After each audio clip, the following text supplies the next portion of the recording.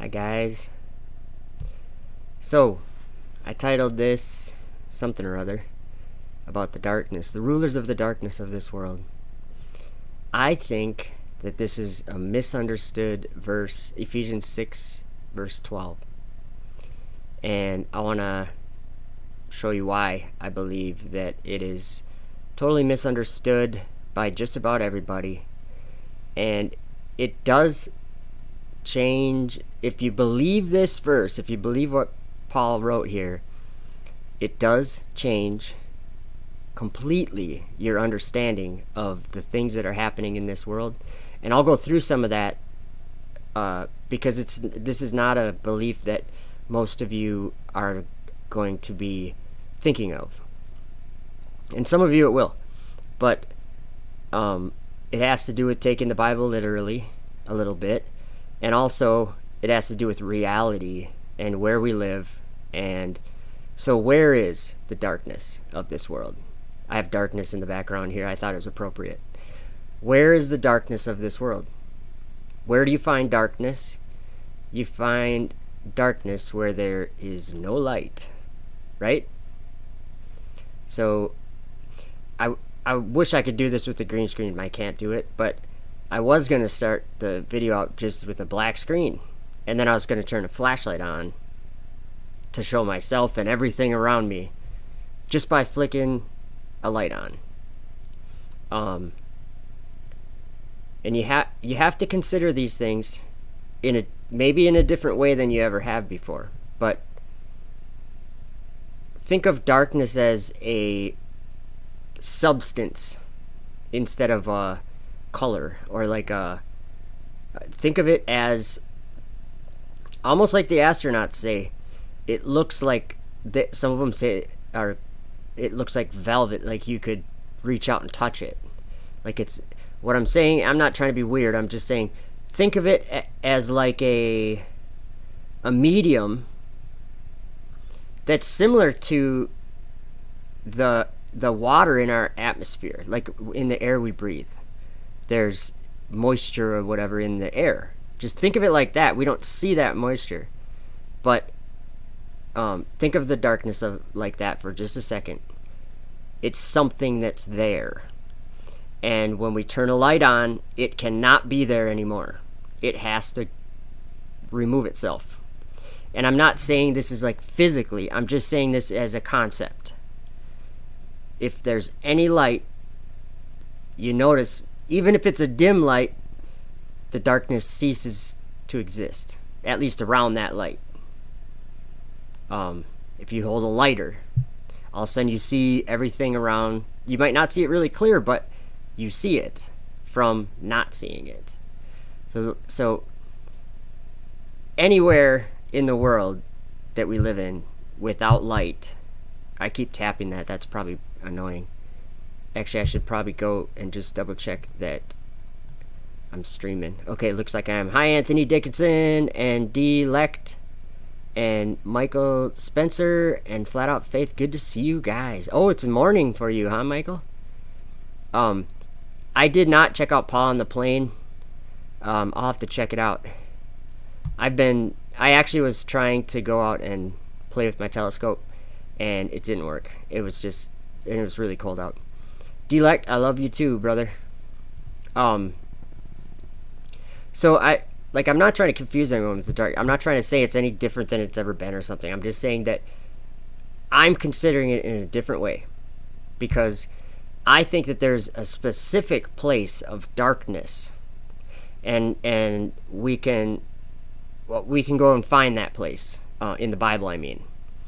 And you know how people say space isn't in the Bible? Well, I believe it is clearly in the Bible. There's no doubt about it that space is in the Bible. It just isn't called space. That's our little word. That's our modern day word. Oh, cool. If I go like this, you can see the chunk of my head missing. That kind of reveals that I have a screen sitting here. Okay, let's look at some verses. So I have to go to desktop, and you should be seeing Randy Cochran. Welcome. Oops, wrong one here. Okay. desktop, and then now I gotta go to, let's go to Bible, or Ephesians 6. Okay, hopefully you guys are seeing that. Let me double check that you are. It looks like you are. Okay. For we wrestle not against flesh and blood. To me, that means we wrestle not against things that are flesh and blood. You know, oh, I better look up a verse. Let me think of what it is. Oh, I can't remember where it is. Don't fear. What? I don't even know. Maybe one of you guys in the chat knows. It'll take me forever to find it. Not to fear him that. You guys know which one I'm talking about. And I'll butcher it if I try to say it. But if you guys get a chance, put that in there. And okay, so anyway, I'll get to that verse because I think maybe we'll run into it even. Who knows? Okay, so it says we wrestle not against flesh and blood. I'm flesh and blood. You're flesh and blood. So Rockefeller's flesh and blood. The Jesuits are flesh and blood. I'm just pointing things out. I'm not saying anything about the Jesuits. I'm saying they're flesh and blood. I'm not saying they're good or they're bad or they're hiding something. Or I'm not saying any of that yet. But they are flesh and blood. And it says here, Paul wrote this to the Ephesians, and I think it's very important. For we wrestle not against flesh and blood. And you'll see why I say that. But against principalities.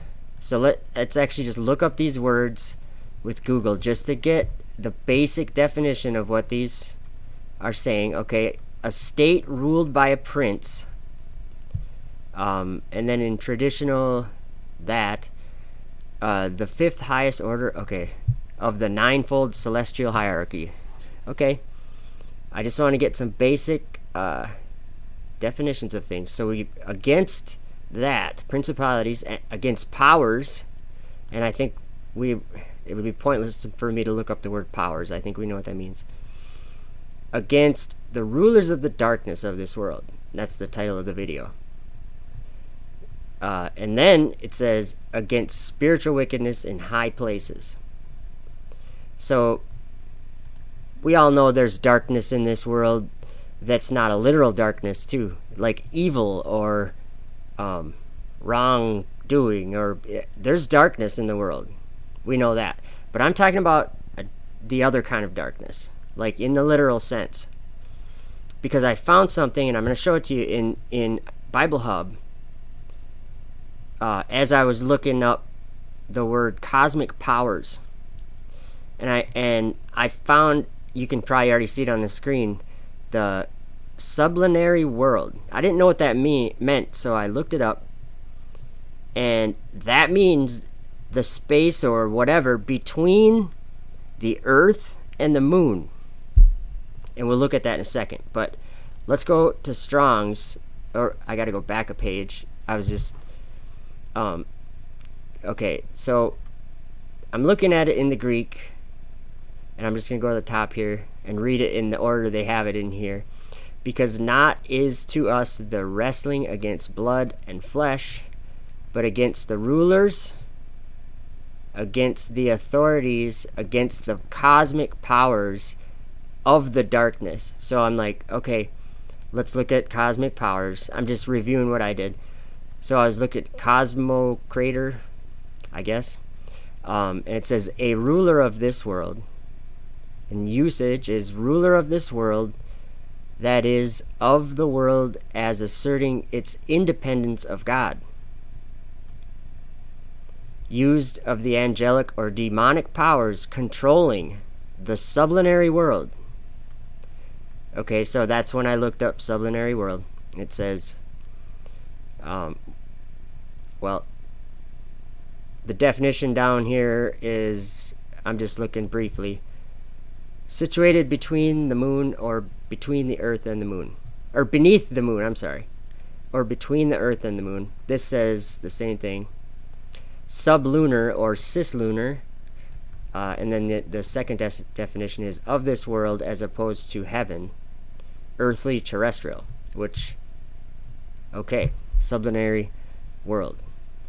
Okay, so there's more interesting stuff. Let's go. Okay, look what helps says world ruler, referring to Satan, demons influence the lives of worldly people.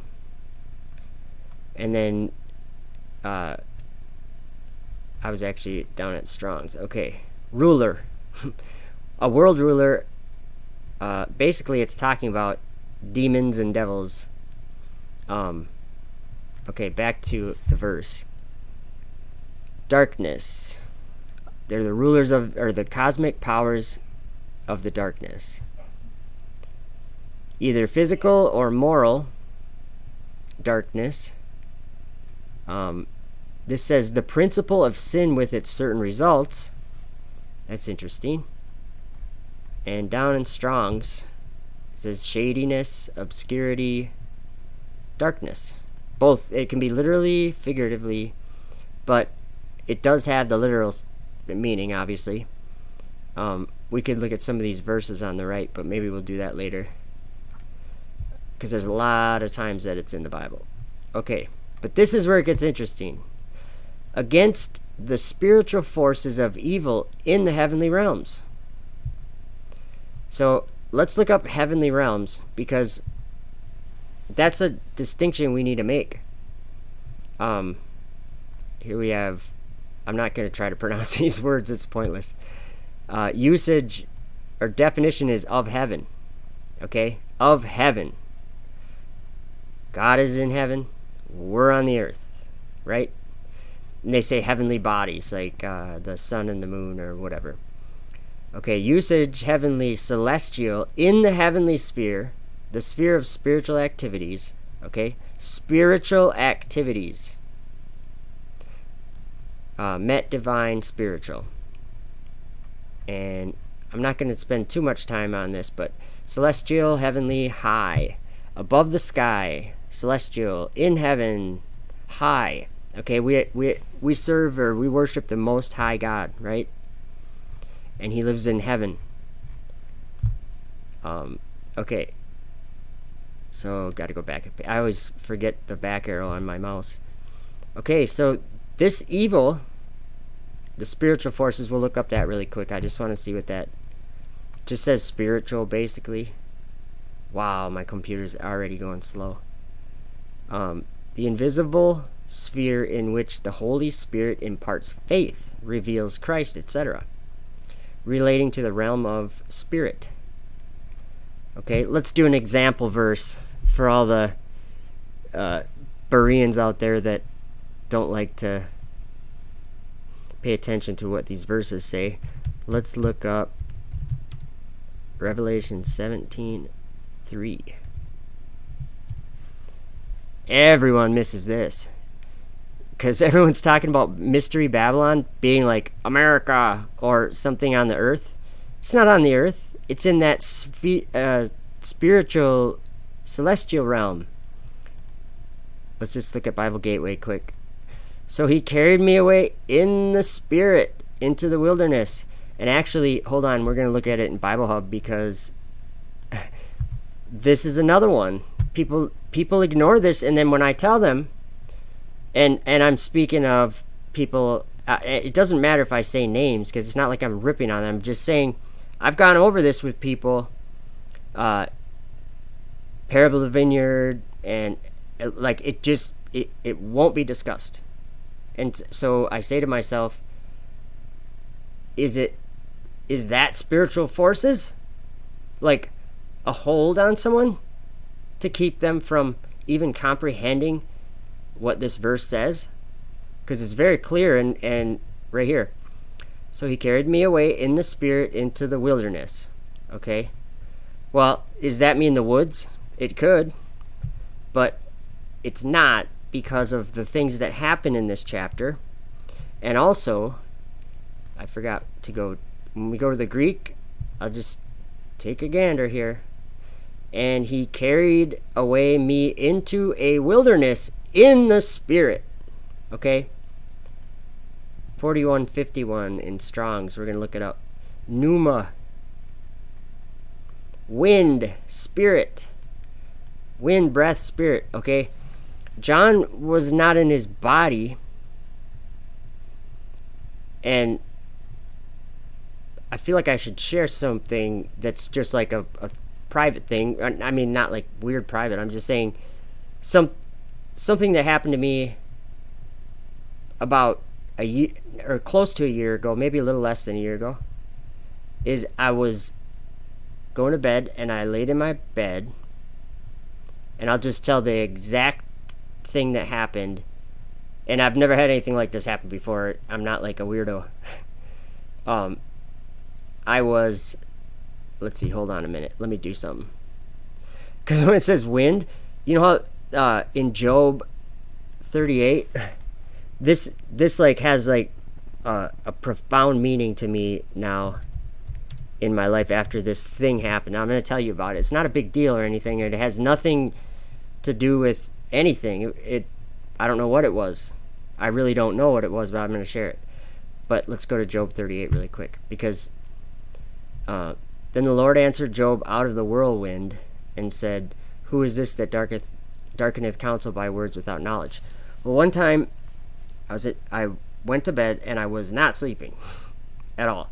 I laid down and I was laying on my back, and I heard, all I can explain it with is I heard wind inside my body. It wasn't like windy in my room. It was, that's all I can say. It was wind stirring up in my body, and I could hear it. And I was like, what is this? Am I dying? Like, am I going to have a heart attack or something? What is this? I heard it. But I could feel it like rushing around. And the next thing I knew, I don't know if my body was there or not. I don't think it was, but I started going up. And I was laying on my back. I started going up.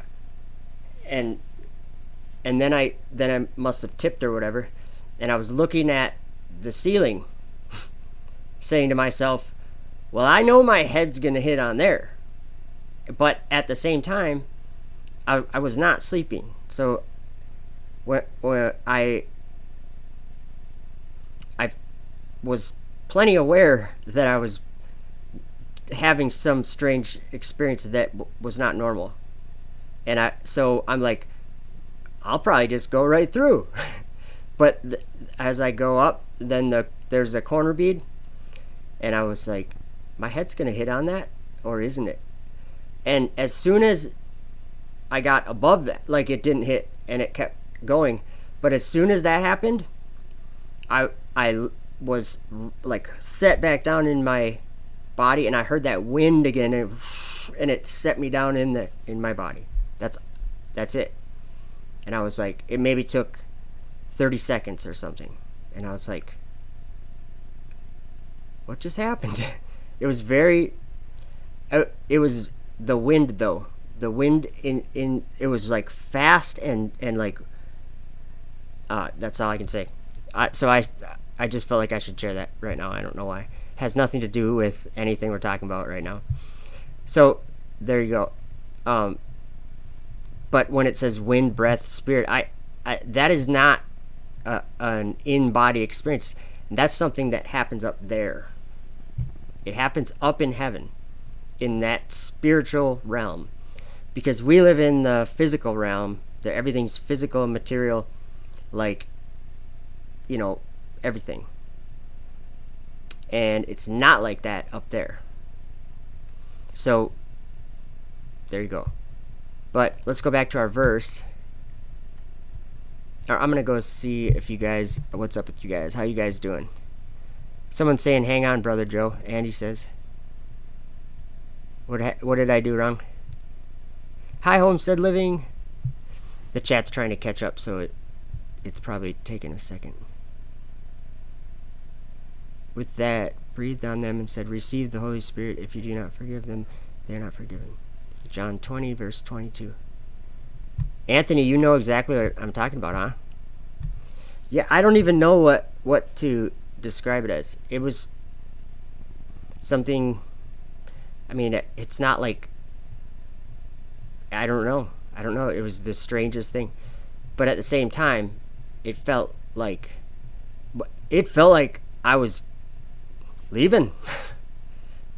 It was weird. Felt like I was leaving because of what happened. And I'm going, whoa. Because there's another thing that I gotta add to it. You know how Jesus said when he sent the Spirit of truth that he would show us things to come?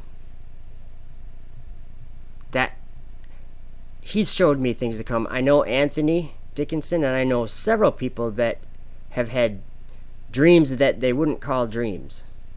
It's like in 2020, it's like probably not a good thing to say, oh, I had a vision, because people think you're weird then. It's like, but think of flat earthers. They see something. They have a vision. Okay? It's not weird. It's just part of this life in this time. Yeah, Anthony, I like what you said. He says, it was strange to me too, brother. Kind of like an out-of-body experience. Yeah, 2 times I've had that. But the first time I was sleeping. It was a dream the first time. But that second time I've told you guys about my dream when I went up to that mountain that's up in the clouds. And Jesus was up there. I have actually a video that was another.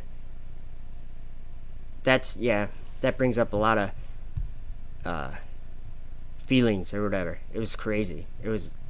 But it at the same time, you know how dreams, like Daniel could interpret dreams, and other people could, but I think also that the Holy Spirit can tell you what things meant in a dream, because there was very specific things in my dream, very specific. I like Anthony is probably had something very similar. And you know what, guys, let's just read about it really quick. This is not even the topic that I was talking about, but I just want to, this is prophesied by many people. Let's just read a couple verses in Joel. Well, that's a long chapter. Okay, I'll start in 27. And ye shall know that I am in the midst of Israel, and that I am the Lord your God, and none else, and my people shall never be ashamed. And it shall come to pass afterward that I will pour out my spirit upon all flesh, and your sons and your daughters shall prophesy. Your old men shall dream dreams. Your young men shall see visions. And also upon the servants and upon the handmaids in those days will I pour out my spirit, and I will show wonders in the heaven and in the earth, blood and fire and pillars of smoke. The sun shall be turned into darkness and the moon into blood before the great and terrible day of the Lord come. This is an important verse right here. And it shall come to pass that whosoever shall call on the name of the Lord shall be delivered. For in Mount Zion and in Jerusalem shall be deliverance. That's all up there. Mount Zion is up in heaven. New Jerusalem is up in heaven. This is not talking about Jerusalem on the earth, because that's not where deliverance is. It's up there. For in Mount Zion and in Jerusalem shall be deliverance, as the Lord has said, and in the remnant whom the Lord shall call. So I believe that he has called people, and that's a whole nother topic. Sorry, I was going to try to make this kind of a quicker one. I've been trying to be more efficient with my videos. Some people are complaining that I take too much time, and I know that I take however much time, but I don't like wasting people's time. So let's continue this. Okay, so the main point I want to make is the darkness of this world, where it is, should be obvious. And, we have to look at one other verse. Here's why it should be obvious. Let's look at the very beginning of the Bible. Verse 2 in the Bible. That tells us where darkness is. So we're going to start in verse 1 in Genesis. In the beginning, God created the heaven and the earth was without form and void, and darkness was upon the face of the deep, and the Spirit of God moved upon the face of the waters. So I'll read a few verses because he talks about light and darkness here. And God said, "Let there be light," and there was light. And God saw the light, that it was good, and God divided the light from the darkness. And God called the light day, and the darkness he called night. And the evening and the morning were the first day.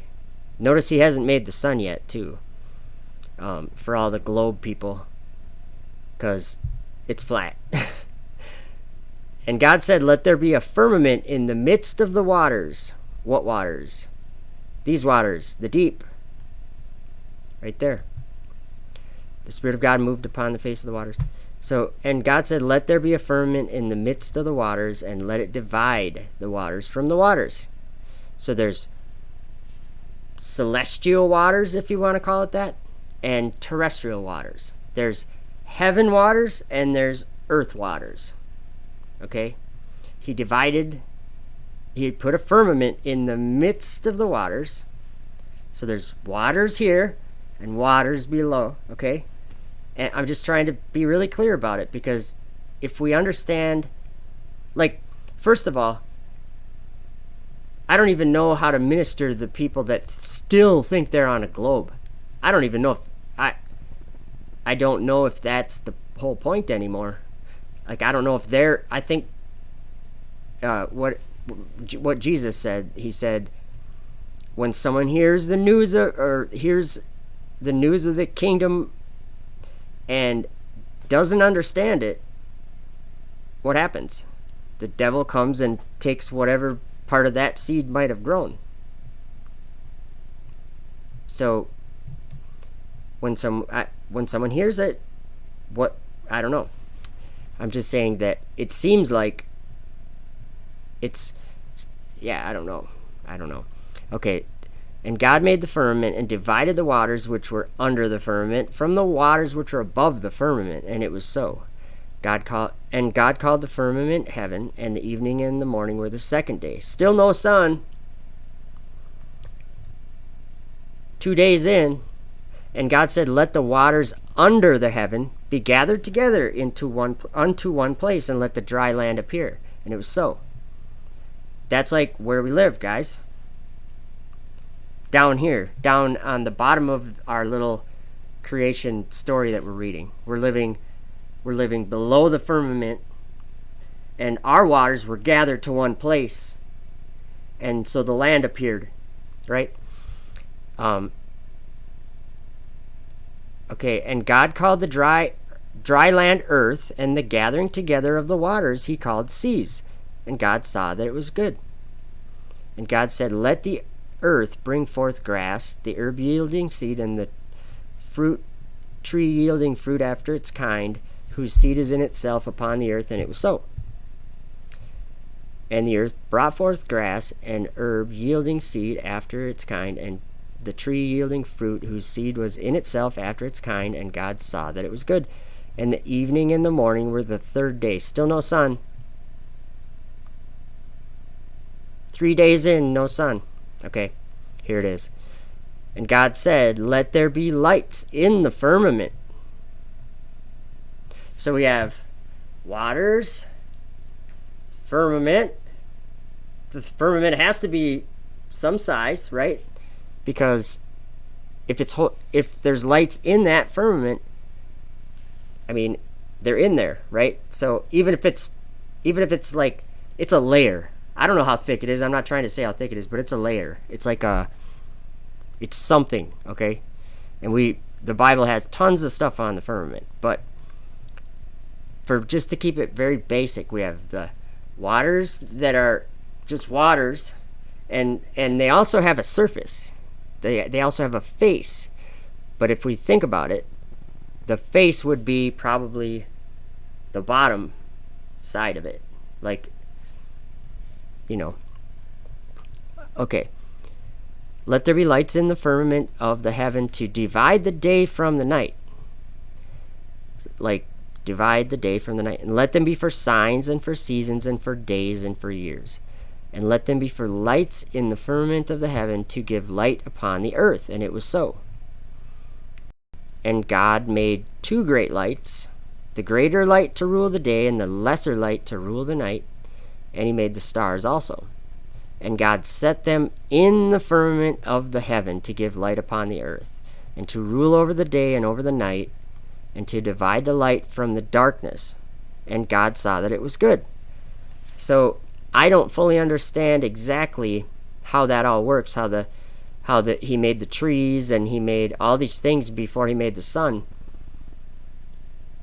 Possibly the idea that that's space. Now, as far as what I mean is an empty space like NASA says it is, or a vacuum or whatever. I think it's entirely different. I think it is that it is not a place as we think of a place. It is spiritual. Spirits live there.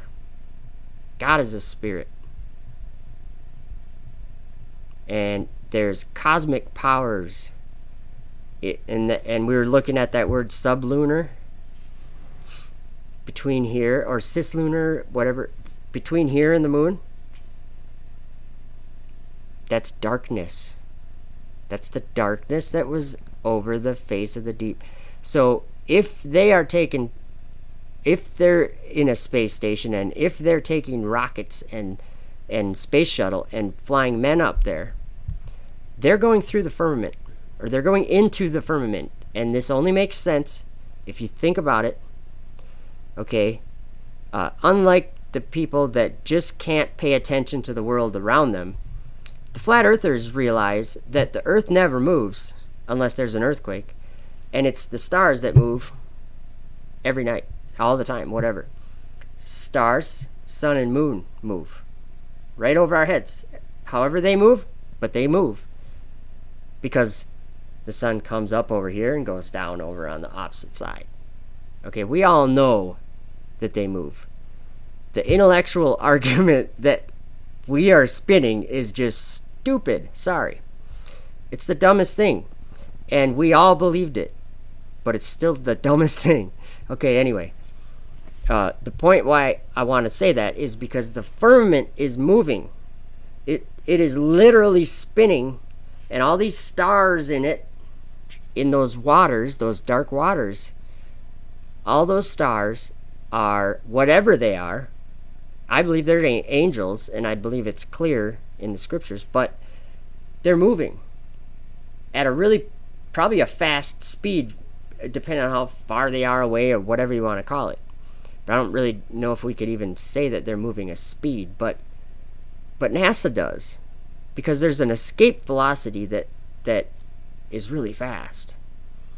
And then, actually, I'm going to have to show you guys a video, because I want to explain this.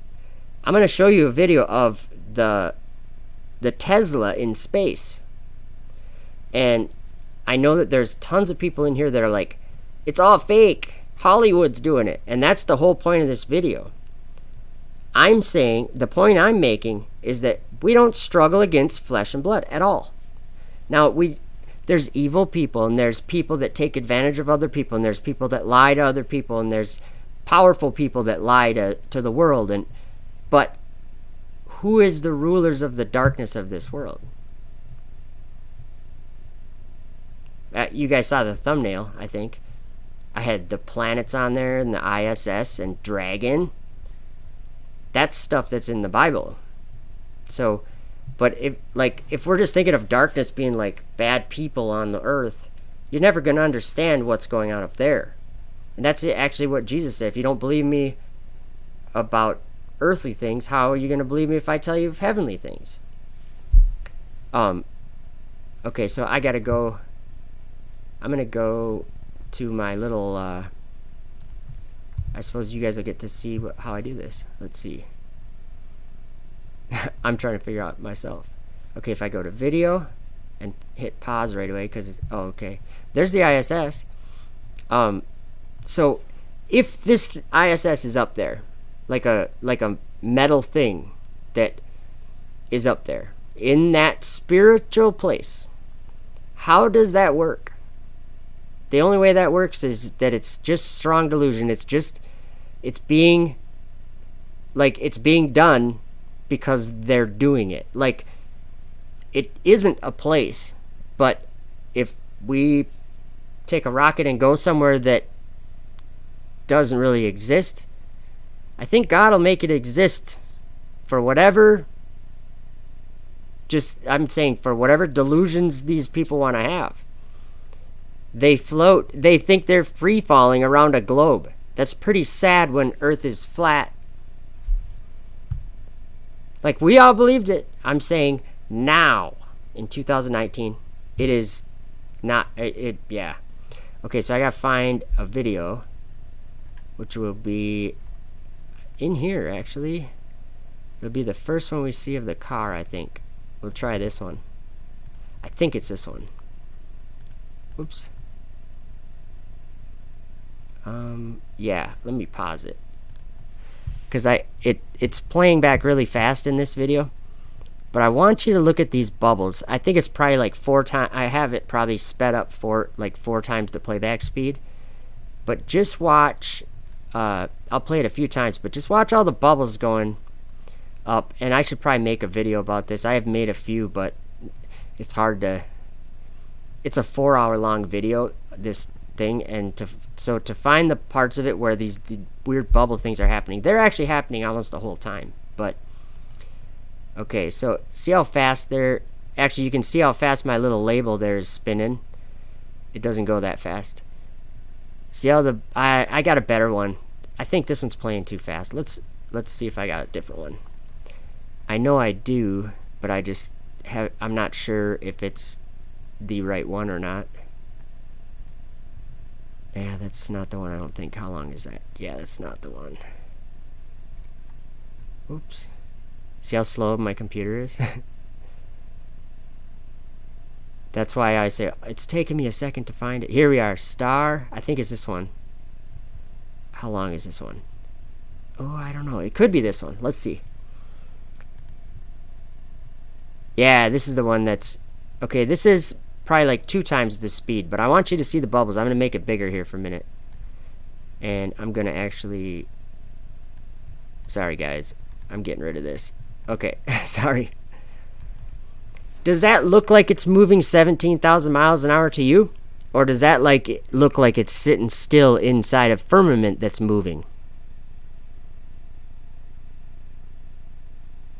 Whatever those things are, ice coming off the rock, whatever it is, why is it going like that if they're moving 17,000 miles an hour? They're not moving at all. They're sitting on a merry-go-round, like sitting still, and the merry-go-round's moving. They're in the waters above. So, and I know a lot of people think this is fake, and that's fine. That's not really the point I'm trying to make. I would just appreciate if you consider this angle, just to, and okay, so this darkness right there, you guys can see that they're not moving. That car is not moving at, should we look that up? It's supposed to be moving even faster because it was going like to Mars or something. So it would have been going like 25,000 miles an hour or something like that. Sure. It just that means every single one of these little white specks that we're seeing in the background, that means that is also moving at that speed, just so happen to be moving at that speed, and it's going up for some reason. Maybe they have opposite of gravity in space, right? No, they're free falling. Wait. Everything in space is free falling around the Earth. But the Earth is orbiting the sun. They free fall around the Earth in the Apollo mission. and then they change a trajectory to go to the moon, and they keep free falling all the way to the moon. Yeah, that makes sense. What a joke. Like, don't believe that garbage, people. Okay, now you guys can see how that works. Okay, whoops, what did I do? Okay, I gotta be on that. There is a video. Let me just see if, okay. I want to play this video when we're done, but I'm just gonna cue it up just so I have it here. Because, actually, let me play just a second of it. There we go. Do you guys see what that says? And I gotta unmute it. Okay. There was darkness upon the face of the deep, and then there's rulers of the darkness of this world. That is the darkness of this world. So let's just go over this verse one more time. That's really all I wanted to say about this. And like, I think we look at the next verse. Wherefore take unto you the whole armor of God, that ye may be able to withstand in the evil day, having done all to stand. There is a time when it's gonna, well, I think it's now, but it's gonna be hard to overcome something. And then we have all these, like, this bothers me, we have all these YouTube ministries that do as much as they can to avoid the word dragon. They do not want to talk about dragon. Like, they're scared of it, or I don't know what it is. But in the Bible, there's a dragon. And in the sky, there's a dragon right now. Actually, I think it just got cast down to the earth today, or was that yesterday? Let's find out. Dragon return to earth. Guess where it's coming from, guys? From the darkness. Let's see here. And Jesus even saw it and said that he saw it. And I'm talking about the dragon capsule. I hope you guys know that. I'm talking about this little horn right here. This thing. That is more than just a capsule. It's a bad thing. But what is, let's see here. Maybe I have to do tools. Let's do past week. Okay. January 7th. That was yesterday, right? Dragon was cast out into the earth yesterday. A SpaceX Dragon spacecraft returned to Earth today. From where? The darkness that was over the face of the deep. I'm just saying. After a month-long cargo delivery trip to the International Space Station for NASA. Let me, since that was a month long, let me look up Revelation 17 again. Or we were already there, weren't we? Well, we'll go back there. And I probably should have just done Revelation 17. Let's see. Because this is... people do not realize the times. Listen, the 10 horns. Did you know that they made... Let's go to images. They made 10 of these. Okay? They built 10 of these vehicles. 10 of these dragons. These horns. Okay, anyway. And the 10 horns which thou sawest upon the beast. Let's look at that. Okay, right here. Okay, that's not a good picture. Let's see. Let's find another one. The 10... Oh, here we go. There's one of the 10 horns upon the beast, okay? Here's another picture. Another one of the other horns attached to the space station. Let's just look at this. And the 10 horns which thou sawest upon the beast, these shall hate the whore. Well, who's the whore? Well, that's Babylon. Mystery Babylon, the great mother of harlots and abominations of the earth. And where did John go to see this mystery Babylon? Right here. The angel carried him away in the spirit into the wilderness. And I saw a woman sit upon a scarlet-colored beast. Oh! What color is scarlet?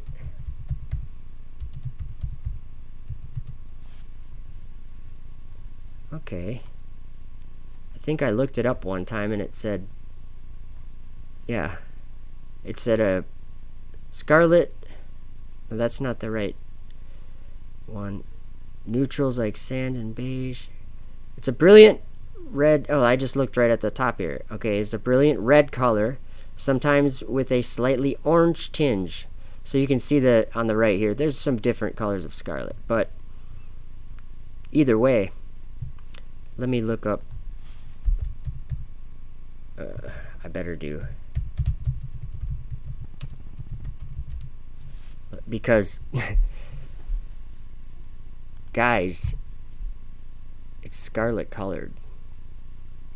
From the ground, it's scarlet colored.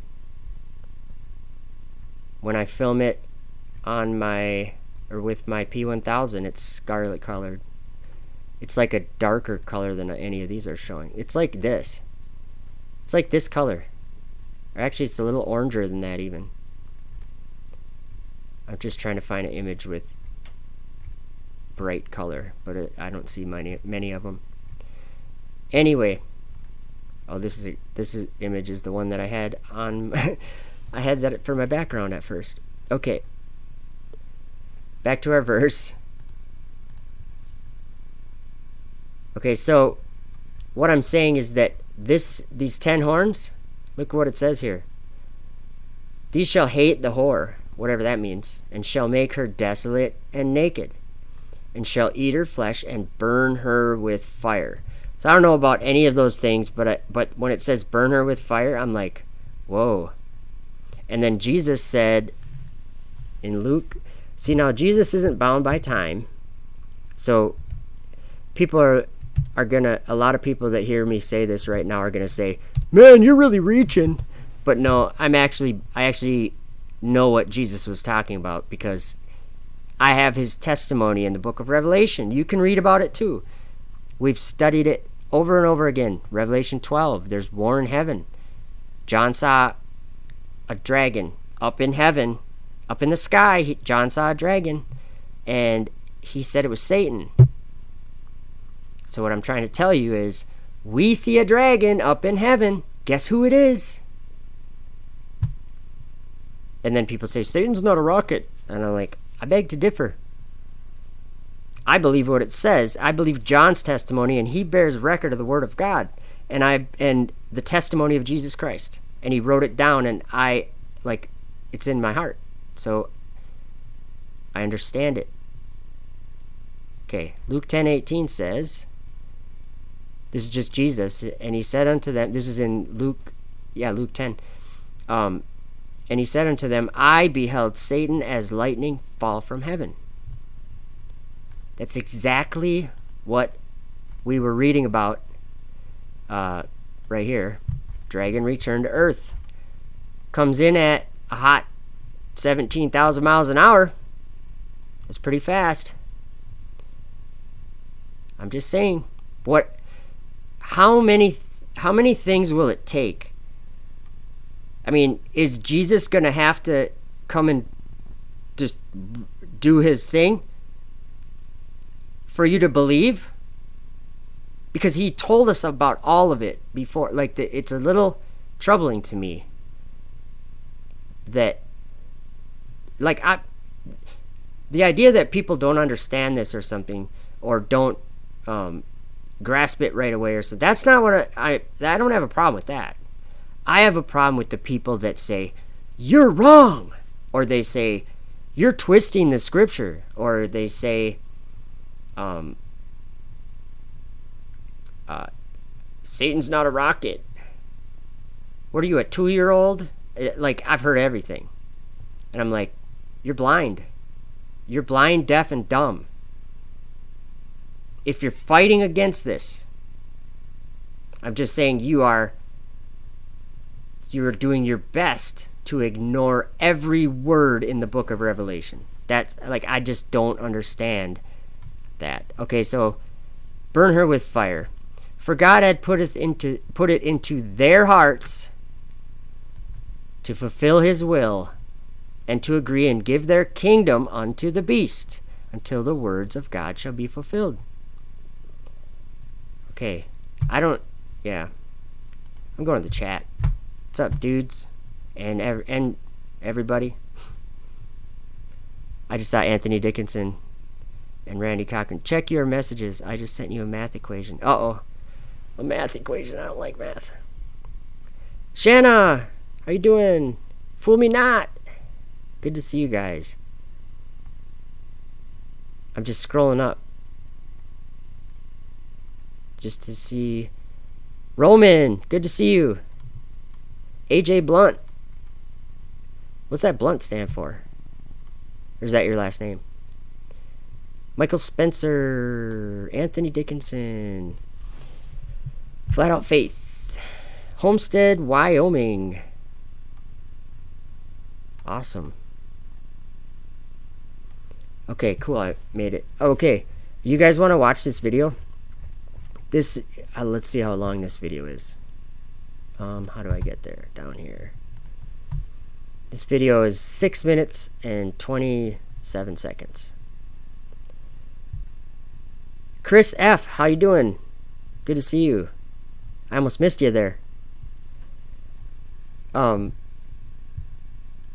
So I'll probably pause it during this video because it's probably gonna bring things up that I feel like talking about.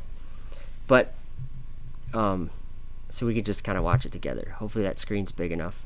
I don't want to hit my head on it. Okay. You gotta laugh. Gotta have some fun, right? Oh, did anybody know what verse I was talking about?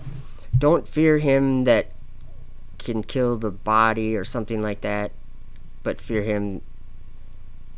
Yeah, I don't want to try to butcher it any further. Oh yeah, the eclipse. Fool Me Not says the eclipse is supposed to cross America on the other angle. Oh, like yeah, I heard about that. Like in a couple years or a few years. Okay, let's check out this video and make sure I got. Hopefully it's loud enough. Let me know if it's not or if it's too loud or whatever.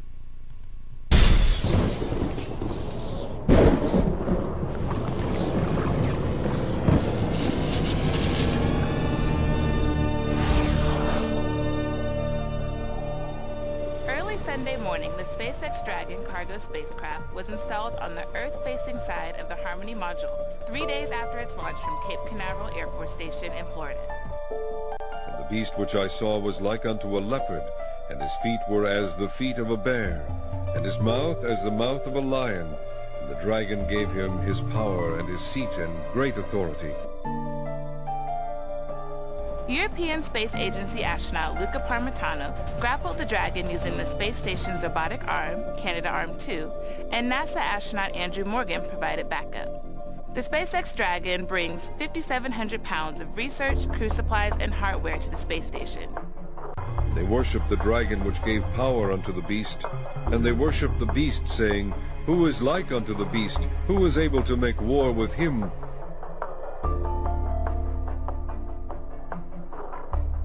See the International Space Station with your naked eye. I've seen it. You know, you look up, and people are looking at it, they got their binoculars, and they're looking at it, and you know, it's a little light dot, and it's moving. No. Who is like unto the beast? Who is able to make war with him? Right now, you can log on to the internet if you want to. And you can go to the International Space Station, the ISS, and you can get a live feed from that space station. Right now, you can watch it as it moves across the face of the earth. Who is like unto the beast? Who is able to make war with him? Think of all these people that are going to be going up.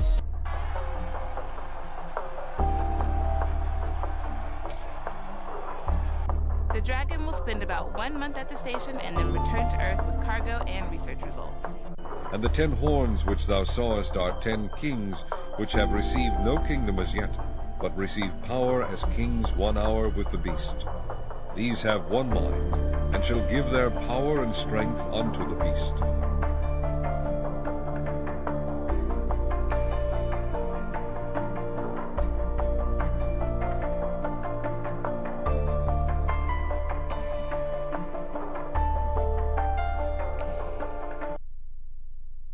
I had to pause it because I just want to point out that this rocket booster that we're watching drive by, that's the booster that lands using fire to slow it down so it doesn't crash into the ground.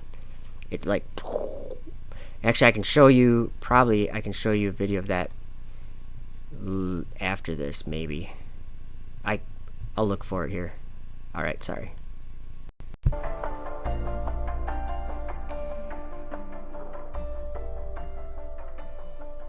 Thousands of photographs and videos from the space station as it moved in the heavens above the earth. It such a magnificent sight, it took his breath away.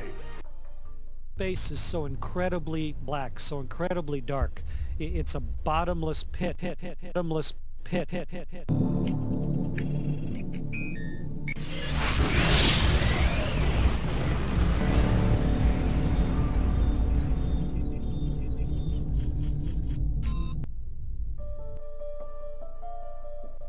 The world isn't getting it.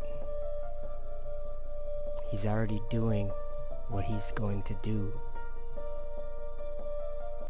And they're looking for a cartoon.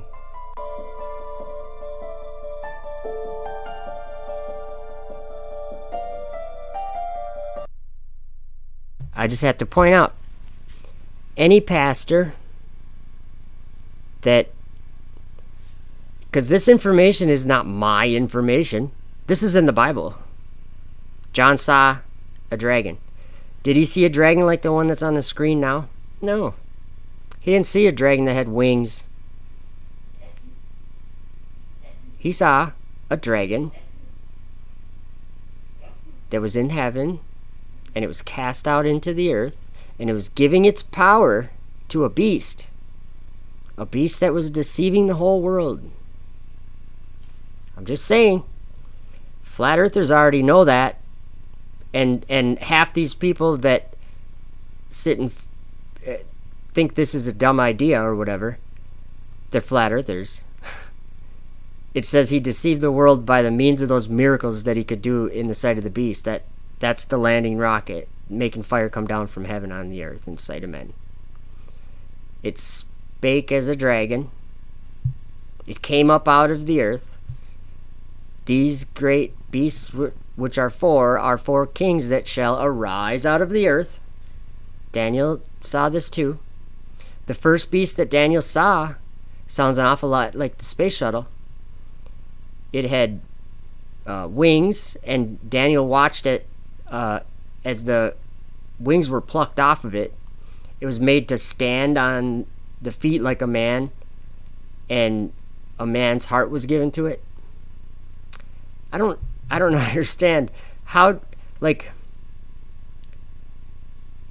I don't know who comes up with whatever example, but I've heard so many people talking about armies of men or something, and I'm like, Daniel said it had wings. What are you guys talking about? Oh, that was this, or that was this. And like, Kent Hovind is another one. The verse was something like, he saw a he-goat, and he saw it moving across the face of the ground moving over the face of the earth without touching the ground. And Kent's like, that's because he was going so fast, it looked like he was flying through the air. And I'm like, how about just flying through the air? Instead of adding all that other stuff, how about not just what Daniel said? Daniel said he saw something it wasn't touching the ground. It was flying. It's so simple. But anyway, let's see here. I'm gonna hit play again. I might skip some of this because it's just me talking, and I don't know. I guess we'll listen to it. And land on a shoebox on the ground in a windstorm. That's what is the critical part. Yeah, and I don't think I could throw a pencil over the Empire State Building and catch them. It's insane thing to try to do. And the crazy thing is, we're like 30 seconds away from this from this crazy memory.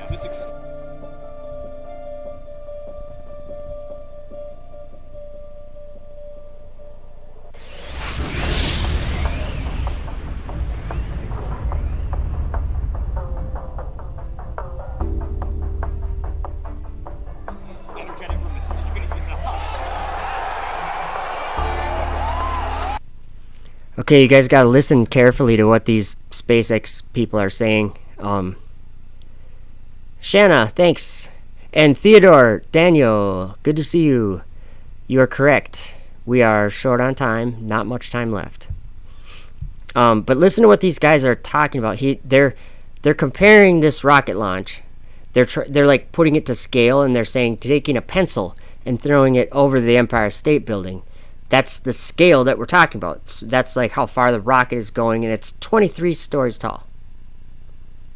So just listen to what they're saying. It's crazy.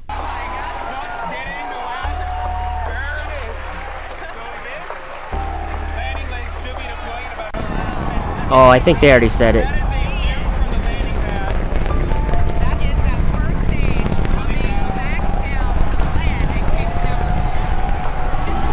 The revelation of Jesus Christ, sorry, I'll read that, which God gave unto him to show unto his servants things which must shortly come to pass. I missed it. I gotta go back a little. Oh, I went really far. Sorry, guys.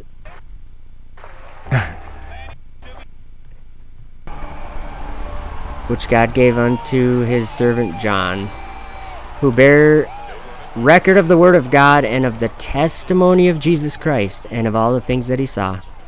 Okay.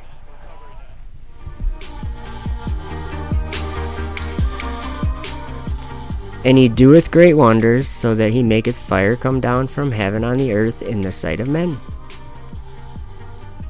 and deceiveth those who dwell on the earth with those miracles. That was my paraphrase.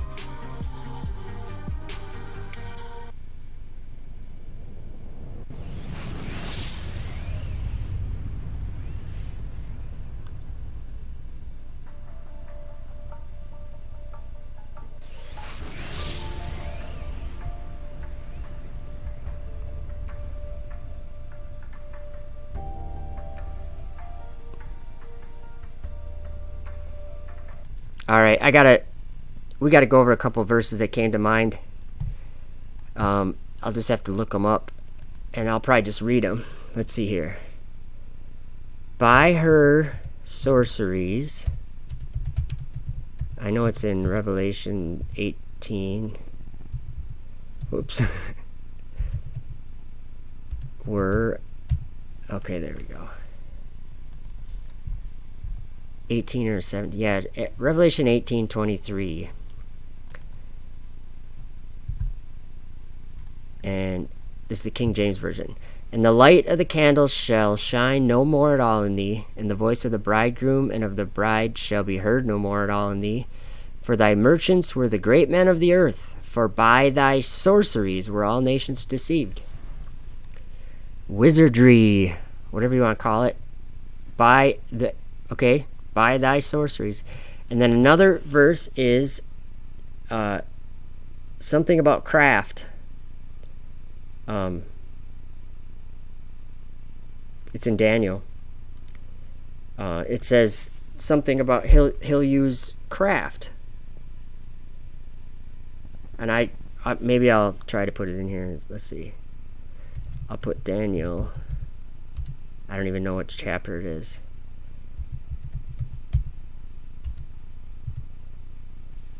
Oh, I found someone named Daniel Kraft. Oh, he will use craft. It's got to be there somewhere. 8:25. It is in Daniel 8. It says, and through his policy also he shall cause craft to prosper in his hand. Should we see what that word is in the Hebrew?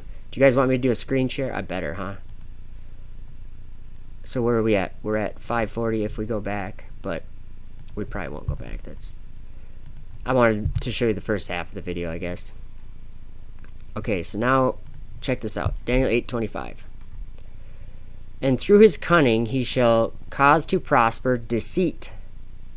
Under his rule and in his heart he shall exalt himself, and in their prosperity he shall destroy many, and even against... That ain't even the right verse, is it? Is that the right verse? Oh, it was at the beginning.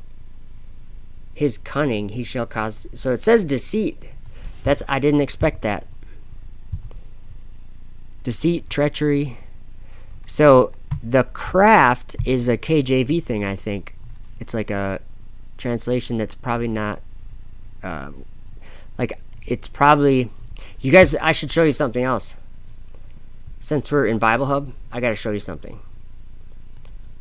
A crazy thing that they added. The KJV added something that is really bad in Revelation 13, verse 1.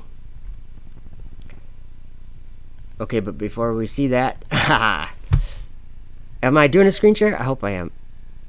Okay, yeah, good. Okay, we're going to go to Revelation 13 and read it from the KJV and see what it says, and then see what the Greek says. Look at this verse right here. And I stood upon the sand of the sea, and I saw a beast rise up out of the sea. That's all we need to look at. Because this is screwed up.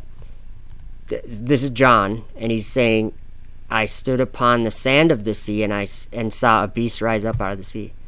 Look at this. Let's hit the Greek button. And I saw out of the sea a beast rising.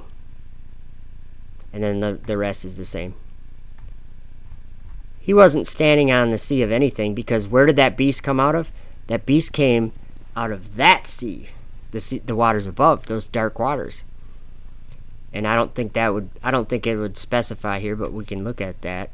Out of the sea. I think the sea is just the sea. In contrast to the land. Yeah. And see, that's something that we got to think about when they, translate something and make a version like the KJV. They have the best of intentions, I'm sure. But if the truth is revealed at the end, then the translators don't have the insight that the prophets that wrote it had. So what I'm saying is there's good chance, and I think Jesus even warned about that, beware of the scribes or something. Like, that's why, especially in the time we're in now, we really have some good resources to study these things. But yeah, so that was interesting to me. That the KJV added, I stood upon the sand of the sea and saw a beast rise out of the sea. Like they were just trying to make it interesting or something. I don't get it. And I saw out of the sea a beast rising. So there you go. That is not in, or the KJV says, and I stood upon the sand of the sea. That should not be in there. That is KJV stuff. Isn't that weird? So anyway, maybe I'll play the rest. Oh, nope, I can't play the rest of that video unless I go here. And, oh, Smokey McSmokes 420, good to see you. Iger Television. I'm just checking since I'm at this page. Wild Woman Awakening, how you doing? That's wild. Cool. Okay, I'm gonna go to that video again really quick. Oops, wrong button. Video. 540. Landing rocket. Fire coming down from heaven on the earth in the sight of men.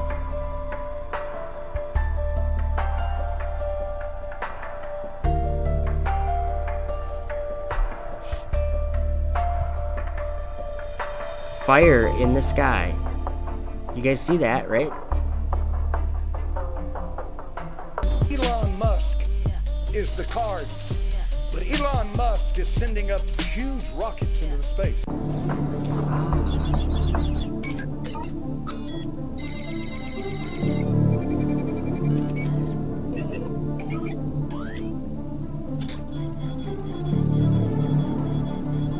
Here we go.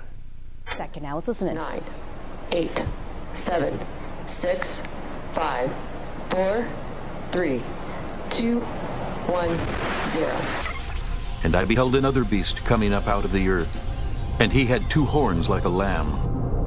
And he had 2 horns like a lamb, and he spake as a dragon. And he spake as a dragon. And he spake as a dragon. And they worshipped the dragon which gave power unto the beast. And they worshipped the dragon which gave power unto the beast. Who is like unto the beast? Who is able to make war with him? And there was given unto him a mouth speaking great things and blasphemies. And power was given unto him to continue 42 months. Oh, here and we his go. tail drew the third part of the stars of heaven, and did cast them them to the earth. And he doeth great wonders, so that he maketh fire come down from heaven on the earth in the sight of men, and deceiveth them that dwell on the earth by the means of those miracles which he had power to do in the sight of the beast. And his tail drew the third part of the stars of heaven, and did cast them to the earth. Because he knoweth that he hath but a short time. And deceiveth them that dwell on the earth by the means of those miracles which he had power to do in the sight of the beast. And he doeth great wonders, so that he maketh fire come down from heaven on the earth in the sight of men. In the sight of men. And deceiveth them that dwell on the earth by the means of those miracles which he had power to do in the sight of the beast. For the devil is come down unto you, having great wrath. And he doeth great wonders, so that he maketh fire come down from heaven on the earth in the sight of men.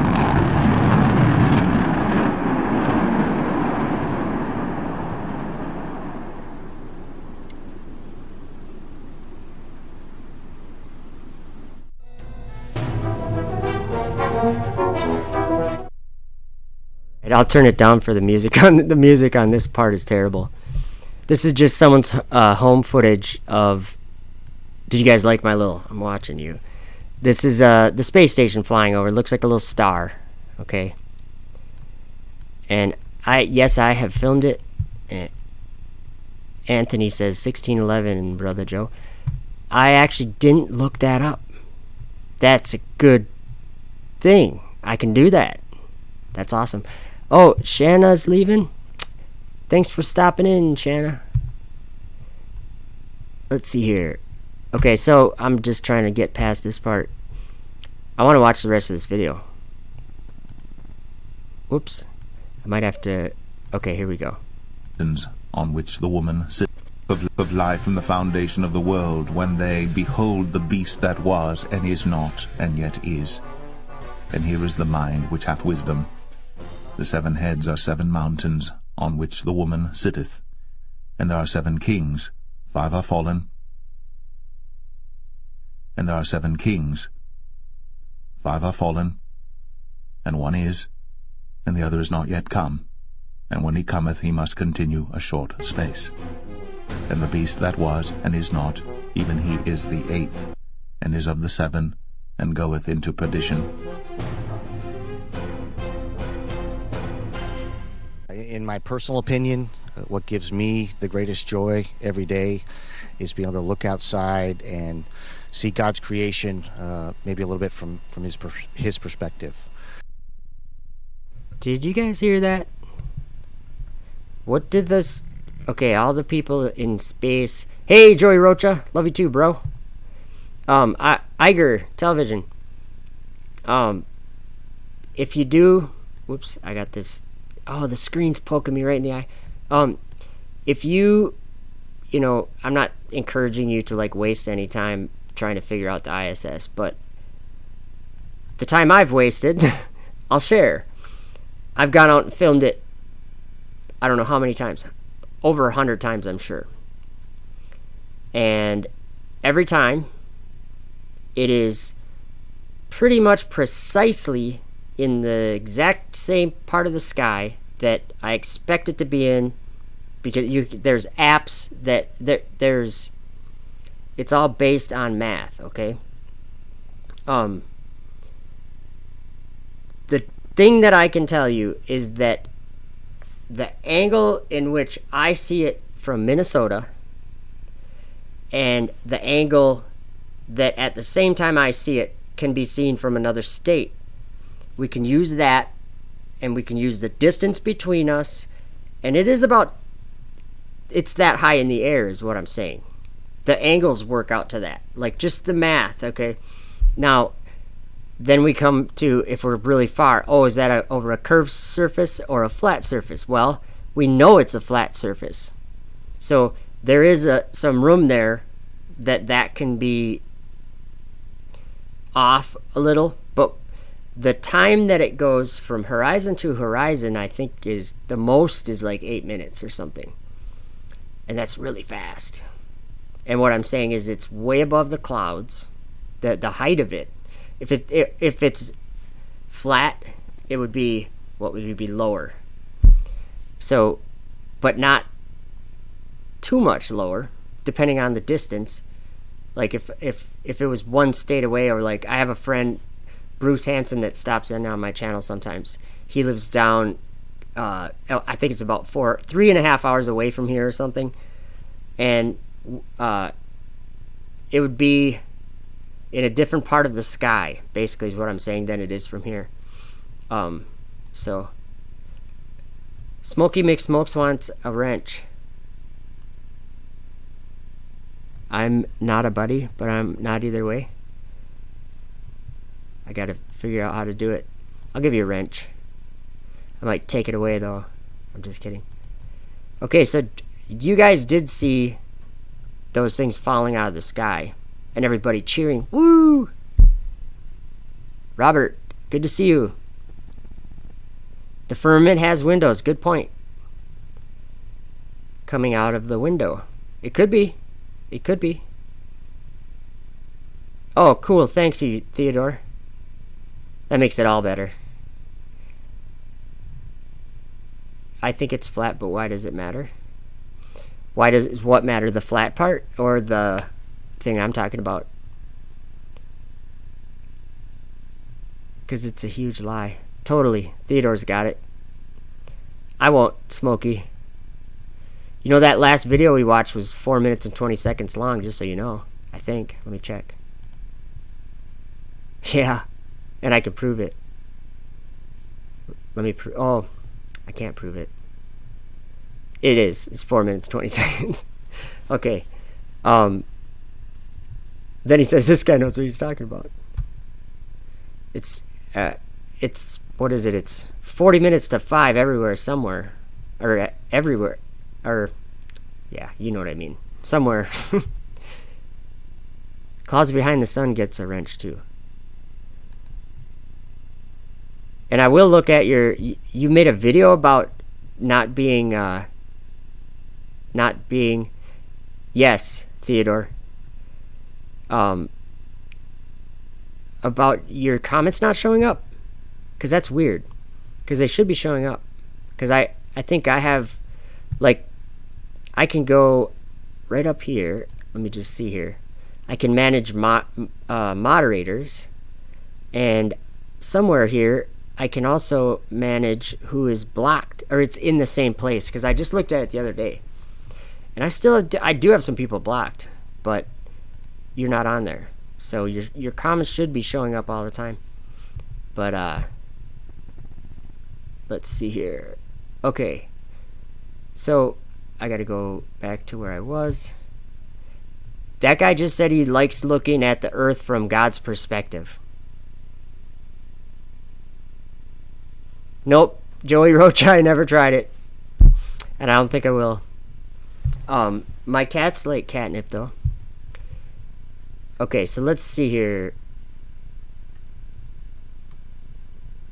I think that was about mostly what okay.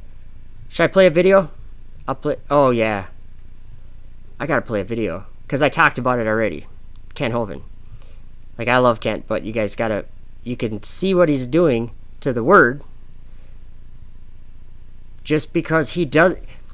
Okay, when we read something in the Bible, and we say, well, I don't understand that. That doesn't mean change it into something you understand. It just means, like, you'll see what I mean here. We'll check it out.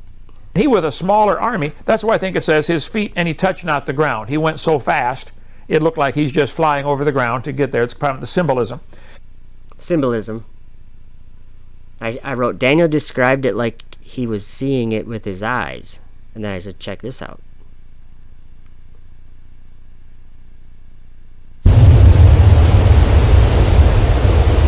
It looked like he's just flying over the ground to get there. It's part of the symbolism.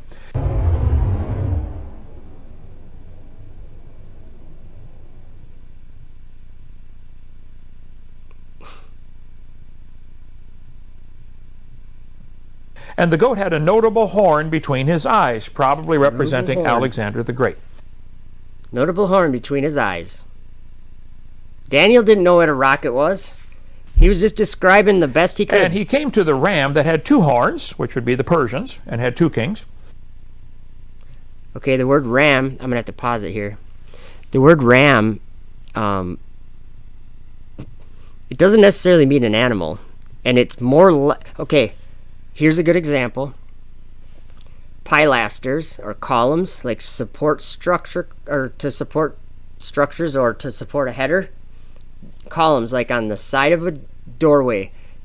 Guess what? In the Bible, the same word is Strong's 352 for the entry to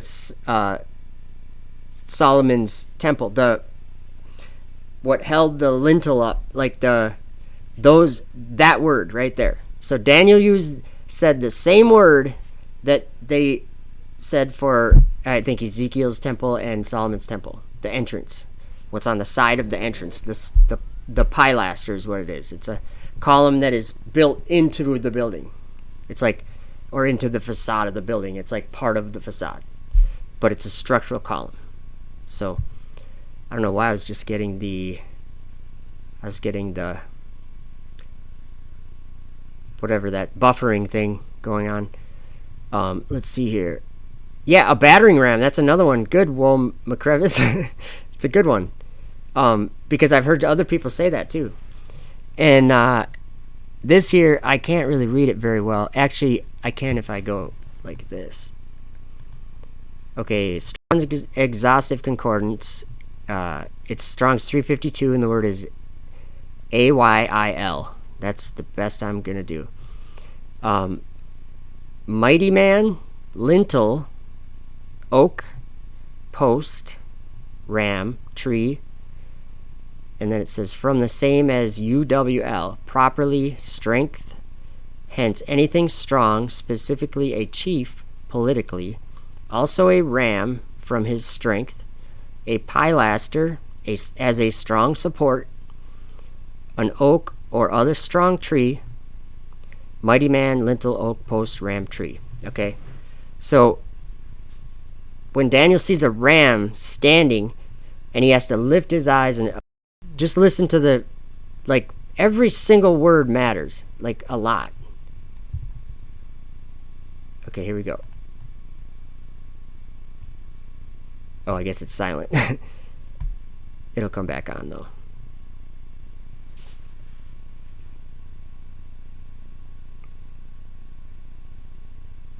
I think that's the ram that he's talking about. And he came to the ram that had 2 horns, which would be the Persians, and had 2 kings. There's a ram with 2 horns. This was the thing Daniel was seeing, the end of days. That's the logo on the rocket. Which I had seen standing before the river, and ran into him in the fury of his power.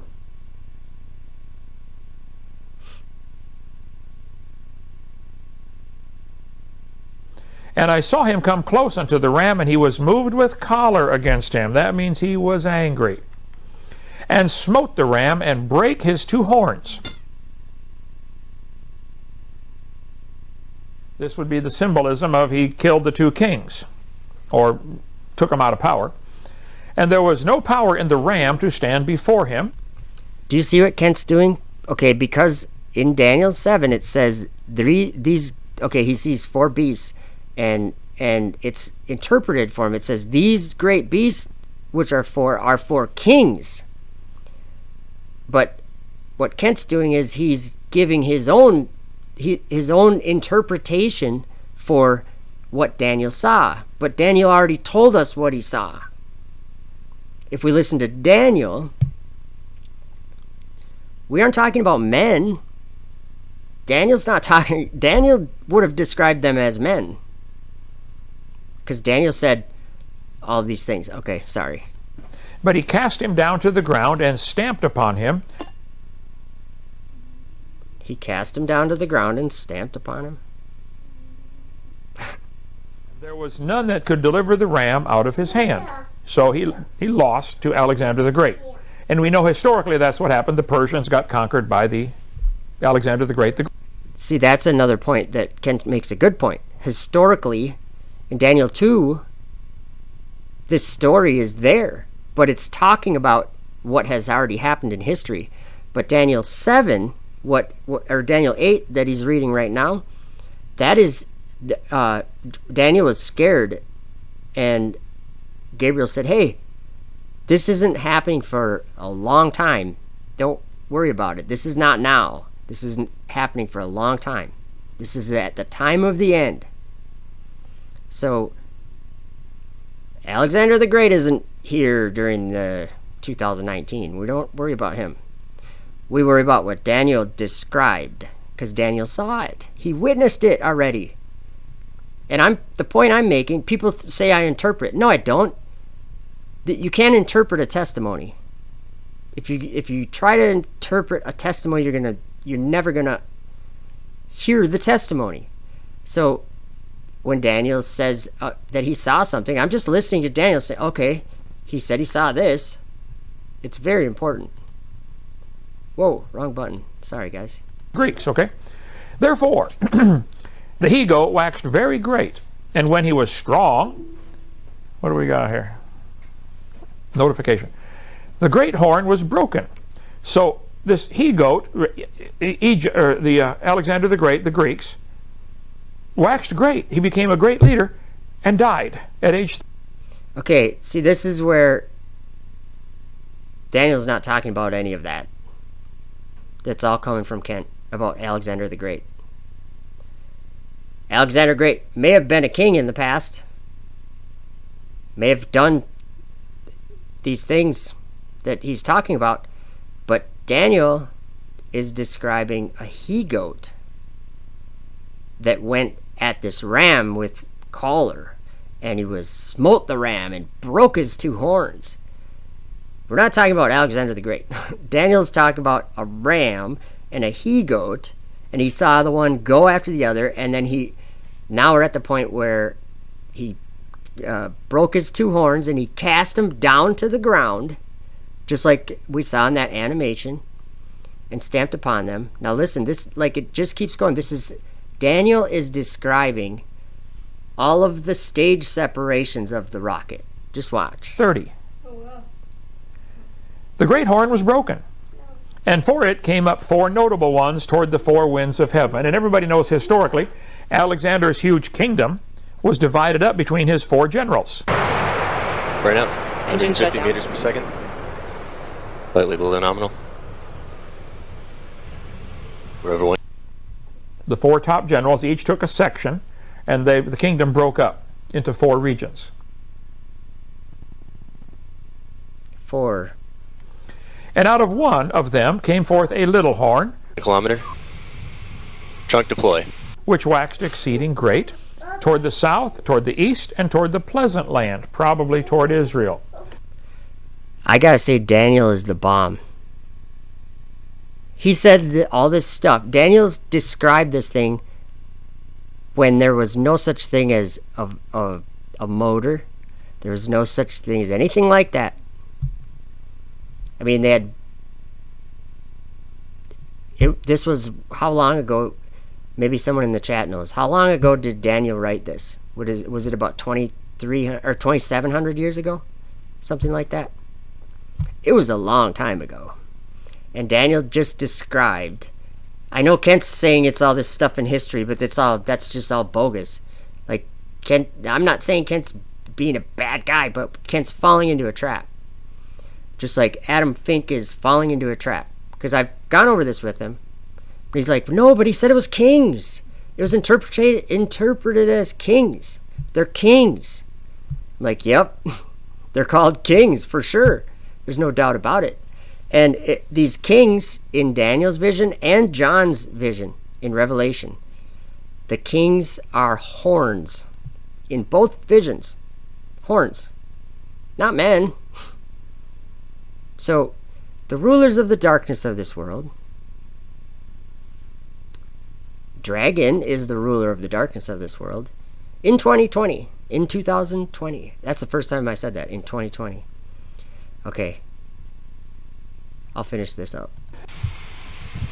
Trunk deploy. Drogues look good. Drogues look good. It waxed great, even to the host of heaven.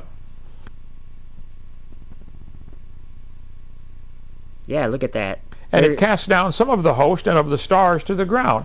So obviously this is not an earthly king now. Kent got that right. It's not an earthly king. Listen to what he says now. This is talking about a satanically motivated person, because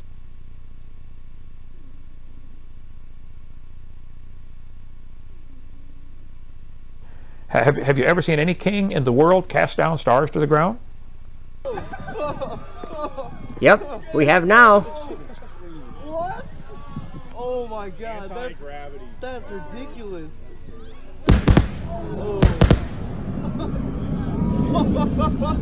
Have you ever seen any king in the world cast down stars to the ground?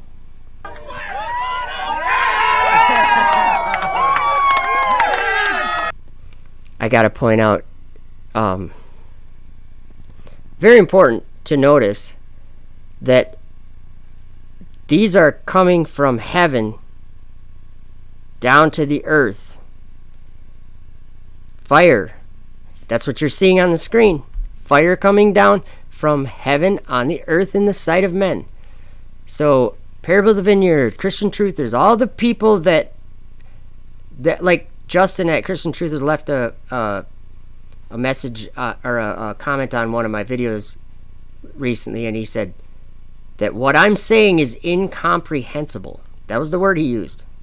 Incomprehensible. Is this incomprehensible? There's fire coming out of the sky in the video down to the earth, and there's okay, see, this is not an interpretation. This is me pointing out to you, hey, fulfillment is fulfilled. And if you guys don't want to pay attention to that, that's just you. That's up to you. I'm seeing it, and if you continue on, there's much more. You learn things to come. And what I'm saying is, you guys are all missing the revelation of Jesus Christ. You're throwing it out the window for your Torah or whatever you are. You're calling walking in His ways. It's fake. You're not following the Lamb, because the Lamb leads somewhere, and it all comes down to overcoming the beast. You know, the people that worship the dragon and the beast and his image, they burn in they're not saved. They have a father of lies, and they go to live with him forever. It's a very big deal, that the reason why Jesus gave us his testimony from heaven, it was so we could overcome, because of how deceived this world became, and now we're able to overcome this beast. But the idea would be to hopefully get more people in the world to overcome this beast, not to follow Torah or to whatever you guys are preaching. Okay? I'm not against following the commandments. I'm saying that that's not going to get you to overcome the beast. Flat Earth will. That's why Flat Earth came down from heaven. But anyway. Good to see you, Iger Television. Thanks for stopping by. Have a good night. Wilma Crevice says, 1 Corinthians 1:24-31, the fools confound the wise. Do you qualify, Joe? I don't know. I'm probably I like this verse better. I can't think of it right now. For revealing these things to babes. That's what I'm saying, is that is someone too cool to consider what I'm talking about? Because there is people that go like this. This is the look that they give me, or the idea that they give me. Satan's not a rocket, Joe. And I'm like, you ever read your Bible? Satan is a horn, a dragon in heaven, being cast out into the earth. All of these things match. Anthony, Paul on the Plane, the only reason why I can't probably play his thing is because I would have to try to do it through this program. And I could probably do it, but the audio would be awful. But I don't know where to find it, and so we'll have to do that another time. But Paul on the Plane is excuse me, is awesome. And excuse me. So anyway, I think that was about, we can watch the rest of this. It's a couple minutes. But yeah. The rulers of the darkness of this world are ships and shipmasters, and them that trade by sea, the merchants, the great merchants of the earth. They have a $350 billion industry. Space. That great city that reigns over the kings of the earth. Who are the kings of the earth? Well, they're like kings of the earth, I suppose, but in the visions, the kings of the earth are the things that Daniel described being lifted up from the earth and made stand upon the feet as a man, and raised itself up on one side, and it had 3 ribs in the mouth of it, between the teeth of it. And they said unto it, arise! All these things flew up to those waters. So when you're reading Revelation 18, I don't think it's talking about the sea down here on the earth. It's talking about those waters. When it says, in every shipmaster and every or the whatever, they trade by sea or whatever, they stood afar off and they saw the smoke of her burning.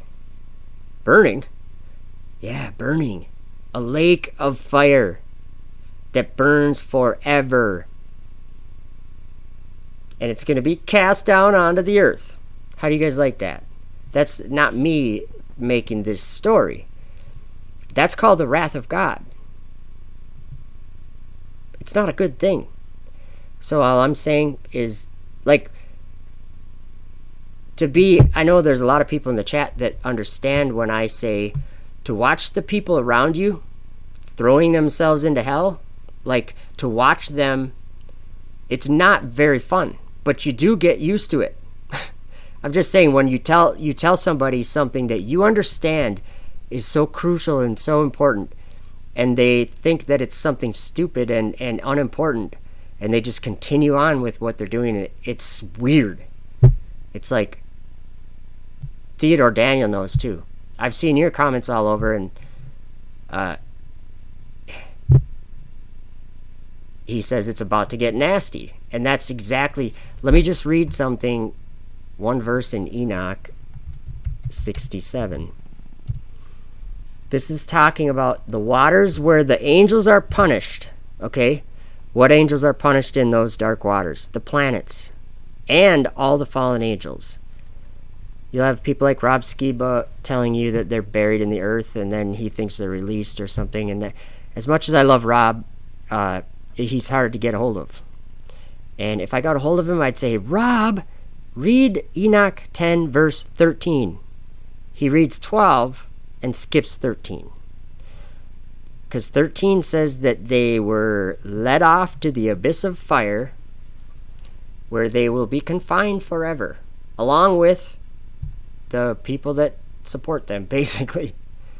But those waters where they're punished, they're going to serve. Okay, I'll just start reading in verse 8 here in Enoch 67.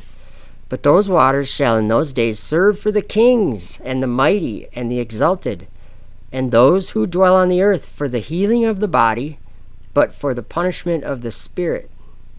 Now their spirit is full of lust, that they may be punished in their body, for they have denied the Lord of spirits, and see their punishment daily, and yet believe not in his name. And in proportion as the burning of their bodies becomes severe, a corresponding change shall take place in their spirit forever and ever. For before the Lord of spirits shall none utter an idle word, for the judgment shall come upon them, because they believe in the lust of their body and deny the Spirit of the Lord. And those same waters will undergo a change in those days. For when those angels are punished in these waters, these water springs shall change their temperature. And when the angels ascend, that's talking about the beasts that ascend out of the earth, the kings that shall arise out of the earth, okay, those kings, the spirits of the kings of the Medes, it talks about that in Jeremiah 51, that God will use them as a device, a device to destroy Babylon. Okay, this is all written and planned. It's like it's already happened, and like Jesus already saw it happen because he's not living in time like we are. Okay, and those same waters will undergo a change in those days. Oh, did I already read that? Okay. Oh, okay, I'm sorry. Shall change their temperature, and when the angels ascend, this water of the springs shall change and become cold. And I heard Michael answering and saying, this judgment wherewith the angels are judged is a testimony for the kings and the mighty who possess the earth. Because these waters of judgment minister to the healing of the body of the kings and the lust of their body. Therefore, they will not see and will not believe that those waters will change and become a fire which burns forever. That's scary stuff. It'll become a fire that burns forever. The waters above, the great deep. And then the fighting that's happening right now is the angels are... Yes, exactly, Anthony. I love Rob. He's awesome. He's awesome. I'm just saying we have a different perspective on almost everything, because I think Rob understands that there's evil spirits up there, but I don't think he's connected it that's Babylon, because Revelation 18 verse 2 says an angel comes down and he says, Babylon the Great is fallen. It has become a habitation of devils. So it's like become a prison for evil spirits. All right, let's see here. Yeah, Theodore, you're right. It's not even imaginable. But it's something no one's ever seen. So when we're like, I think we all do this. We try to picture what, like, where am I going to be when I see this? Or what's going to happen? How's it going to happen? Like, there's a lot of things we don't know. But there's some things that we know. We know, Zechariah foretells God's wrath, Israel, and Armageddon. Yeah, Michael Spencer, that's true. And it says the whole world will be gathered against Jerusalem. And in Zechariah 12, I think. And Jerusalem will become a burdensome stone, and all who burden themselves with it shall be cut in pieces. And the whole world shall be gathered together against it. Well, that's New Jerusalem. But that are in process of being fulfilled. Yes. I like what you guys are saying. Theodore Daniel says, Jeremiah 14 verse 3, and their nobles have sent their little ones to the waters. They came to the pits and found no water. They returned with their vessels empty. They were ashamed and confounded. I'm not familiar with Jeremiah 14. I don't know what's going on in that. Rob is covering it soon. Good. Actually, Rob put out a video. I started watching it, but I didn't get very far. Just today, I think he put out a video, and I forgot what it's called already. I can't remember. But yeah, that's like, I like Rob's channel. So I'm gonna get out of here, guys. But let's see here. Let me find something. I'm gonna play a video, and it's probably, I think it's kind of like nerdy, boring, but in the video it's just gonna be me, and I'm gonna do this. I'm gonna just get rid of Kent's video. I'm gonna go to video. He with a smaller army. That's why I think Kent's back.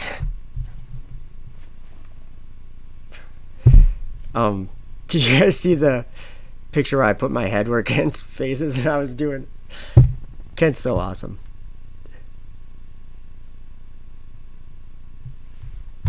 Let's see here. Okay, so I named this video Examine Your Heart in 2019, but there's a reason why. Because there's two kinds of people in the world.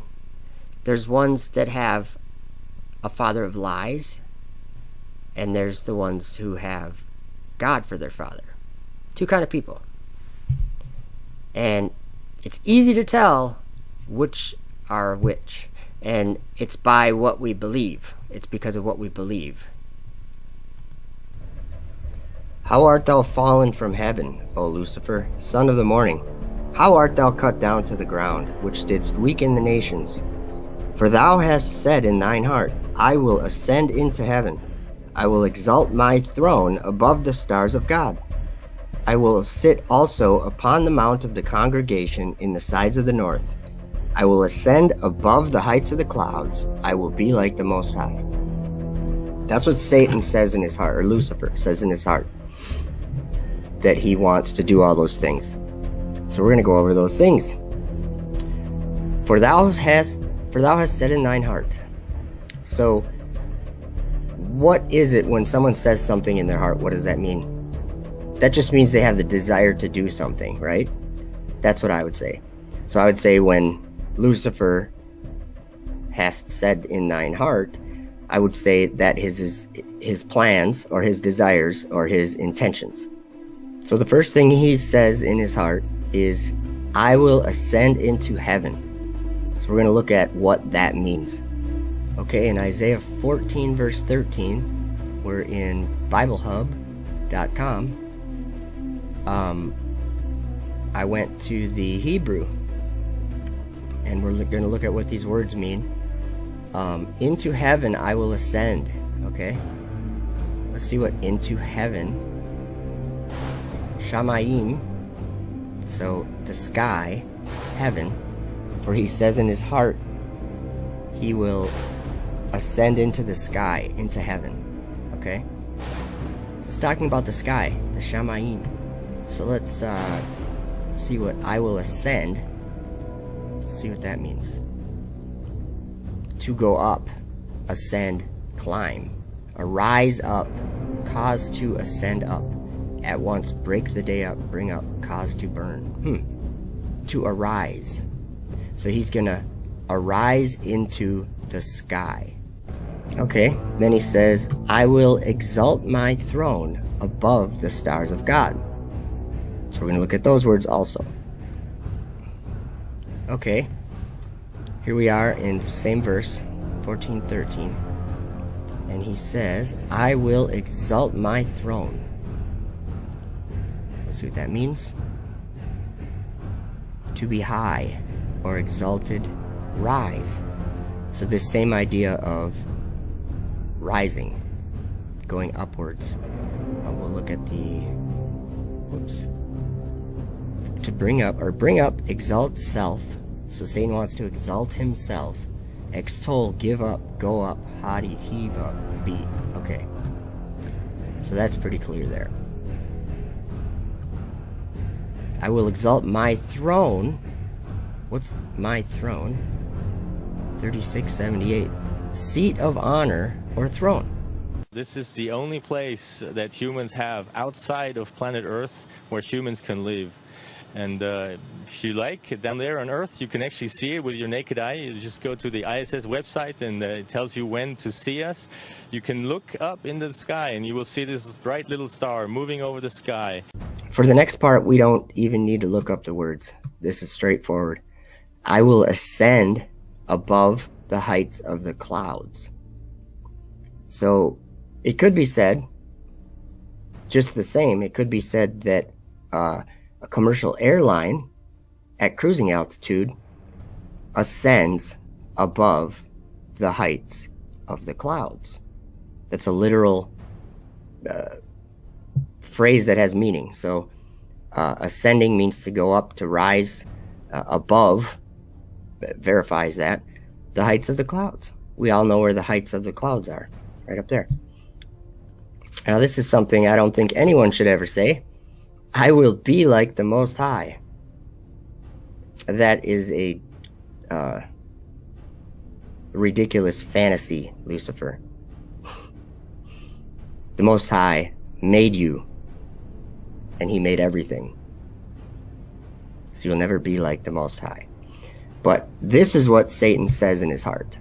He wants to be like the Most High. In 2 Thessalonians chapter 2, verse 4, he said, well, actually, we'll start in verse 3. So let no man deceive you by any means, for that day shall not come except there come a falling away first, and that man of sin be revealed, the son of perdition. So he's talking about the man of sin or the son of perdition. Verse 4, who opposeth and exalteth himself. What does it mean to exalt? That also means to lift up, to be above, or try to be above. Exalteth himself above all that is called God or that is worshipped, so that he, as God, sitteth in the temple of God, showing himself that he is God. I want to read Isaiah 66 verse 1, because if there's any confusion about where the Most High is, Isaiah 66 verse 1 says, thus saith the Lord. So this is the ultimate authority saying this. The heaven is my throne, and the earth is my footstool. So right there, the Most High, the Creator, just said, heaven is my throne, and the earth is my footstool.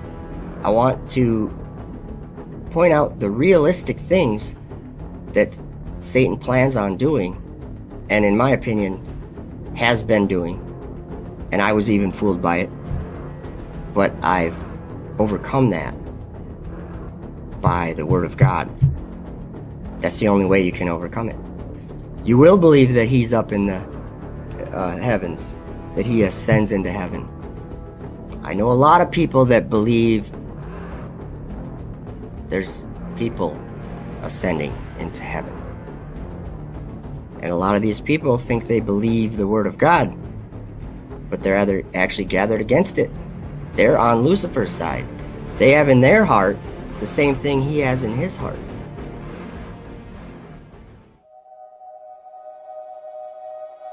Ignition sequence start. All engines are running. We have taken tremendous steps. We choose to go to the moon before this decade is out.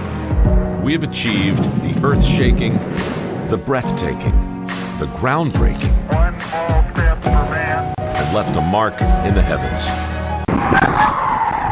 And left a mark in the heavens. The moon to stay.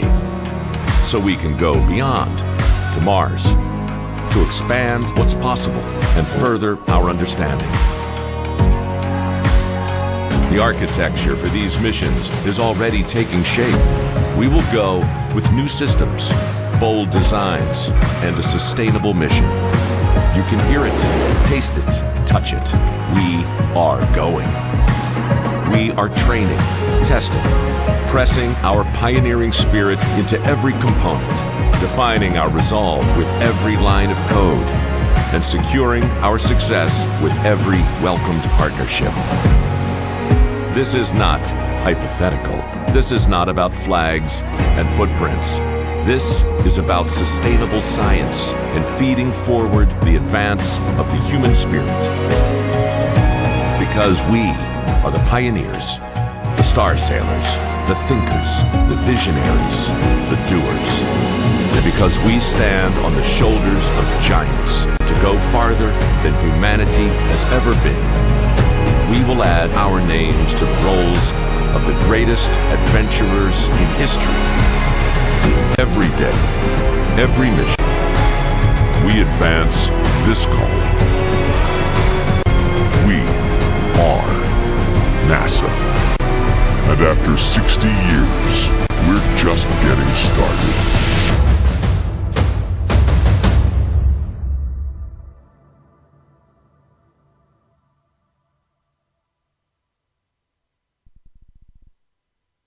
Trust God, believe Him and His Word. Here's what Satan is going to face. Yet thou shalt be brought down to hell, to the sides of the pit. Don't believe the world and Satan. Believe the Word of God. Have a good one.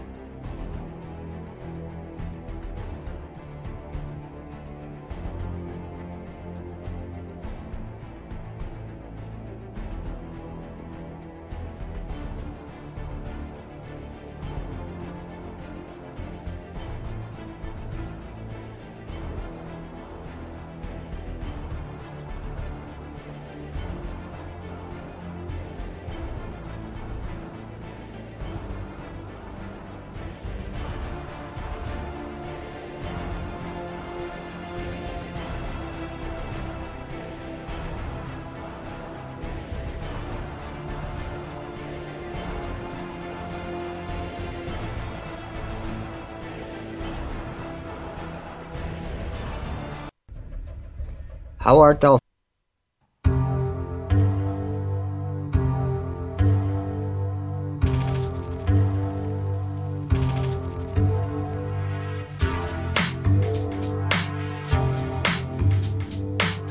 Which is necessary to transport a large number of people and cargo to Mars in order to create a self-sustaining civilization there.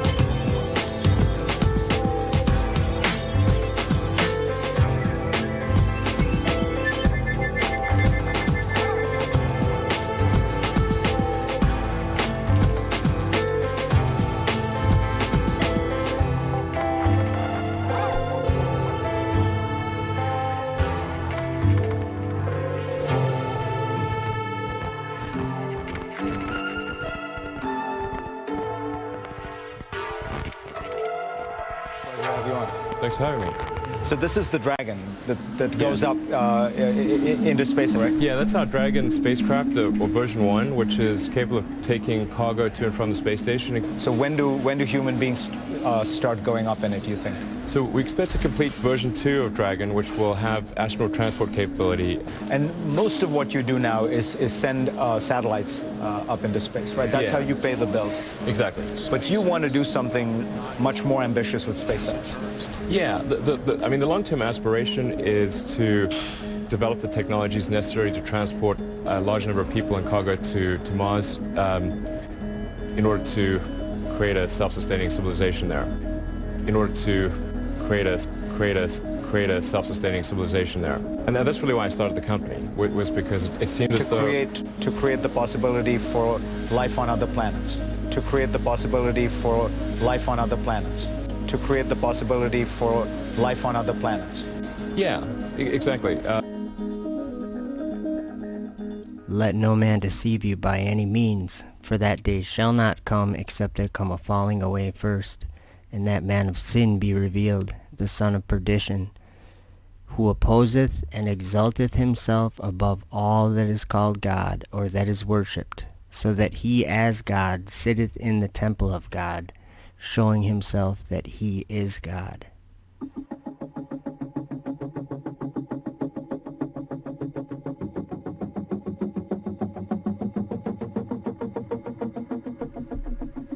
If when he seeth the sword come upon the land, he blow the trumpet, and warn the people, then whosoever heareth the sound of the trumpet, and taketh not warning, if the sword come and take him away, his blood shall be upon his own head.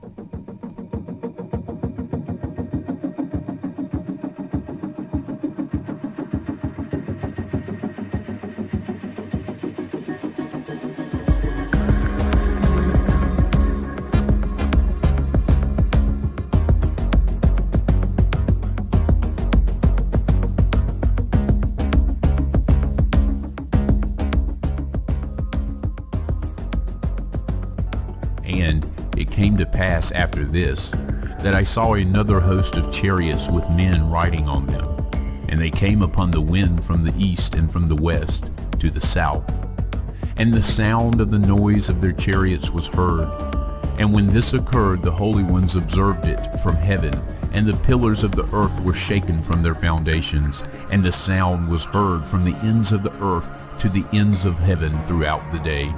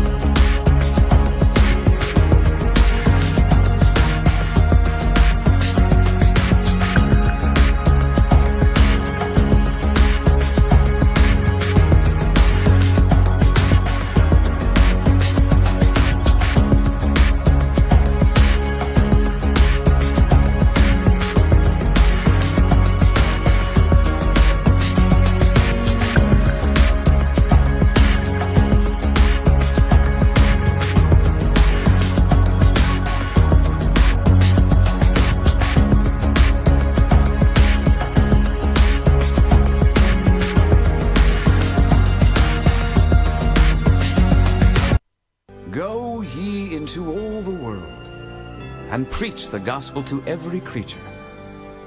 He that believeth and is baptized shall be saved, but he that believeth not shall be damned. And these signs shall follow them that believe. In my name shall they cast out devils.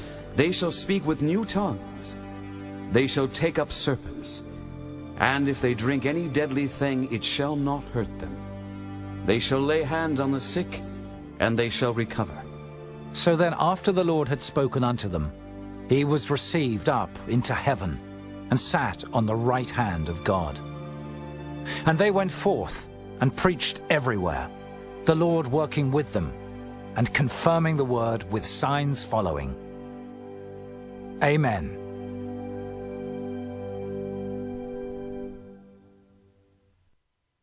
This is worth a listen. Isaiah chapter 24, verse 1.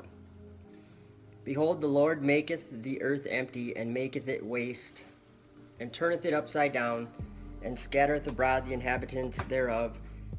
And it shall be as with the people, so with the priest, as with the servant, so with his master, as with the maid, so with her mistress, as with the buyer, so with the seller, as with the lender, so with the borrower, as with the taker of usury, so with the giver of usury to him. The land shall be utterly emptied and utterly spoiled, for the Lord has spoken this word. The earth mourneth and fadeth away, the world languisheth and fadeth away, the haughty people of the earth do languish. The earth also is defiled under the inhabitants thereof, because they have transgressed the laws, changed the ordinance, broken the everlasting covenant. Therefore hath the curse devoured the earth, and they that dwell therein are desolate. Therefore the inhabitants of the earth are burned, and few men left. The new wine mourneth, the vine languisheth, and all the merry-hearted do sigh. The mirth of tabrets ceaseth, the noise of them that rejoice endeth, the joy of the harp ceaseth. They shall not drink wine with a song. Strong drink shall be bitter to them that drink it. The city of confusion is broken down. Every house is shut up, that no man may come in. There's a crying for wine in the streets. All joy is darkened. The mirth of the land is gone. In the city is left desolation, and the gate is smitten with destruction. When thus it shall be in the midst of the land among the people, there shall be as the shaking of an olive tree, and as the gleaning grapes when the vintage is done. They shall lift up their voice.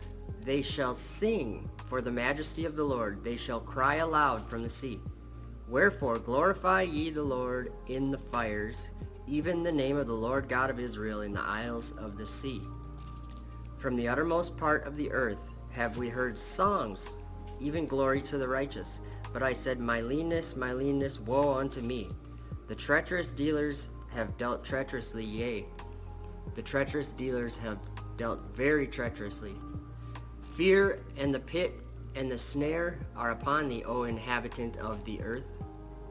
And it shall come to pass that he who fleeth from the noise of the fear shall fall into the pit. And he that cometh up out of the midst of the pit shall be taken in the snare. For the windows from on high are open, and the foundations of the earth do shake. The earth is utterly broken down. The earth is clean dissolved. The earth is moved exceedingly. The earth shall reel to and fro like a drunkard, and shall be removed like a cottage, and the transgression thereof shall be heavy upon it, and it shall fall and not rise again. And it shall come to pass in that day that the Lord shall punish the host of the high ones that are on high, the kings of the earth upon the earth, and they shall be gathered together as prisoners are gathered in the pit, and shall be shut up in the prison, and after many days they shall be visited. Then the moon shall be confounded, and the sun ashamed, when the Lord of hosts shall reign in Mount Zion and in Jerusalem, I think that's New Jerusalem, and before his ancients gloriously. This is chapter 25 now. O Lord, thou art my God. I will exalt thee. I will praise thy name, for thou hast done wonderful things. Thy counsels of old are faithfulness and truth. For thou hast made of a city an heap, of a defenced city a ruin. a palace of strangers to be no city. It shall never be built. Therefore shall the strong people glorify thee. The city of the terrible nations shall fear thee. For thou hast been a strength to the poor, a strength to the needy in his distress, a refuge from the storm, a shadow from the heat, when the blast of the terrible ones is as a storm against the wall. Thou shalt bring down the noise of strangers as the heat in a dry place, even the heat in the shadow of the cloud. With the shadow of the cloud. Sorry about that. The branch of the terrible ones shall be brought low. And in this mountain shall the Lord of hosts make unto all people a feast of fat things, a feast of wines on the lees, of fat things full of marrow, of wines on the lees well refined. And he will destroy in this mountain the face of the covering cast over all people, and the veil that is spread over all nations.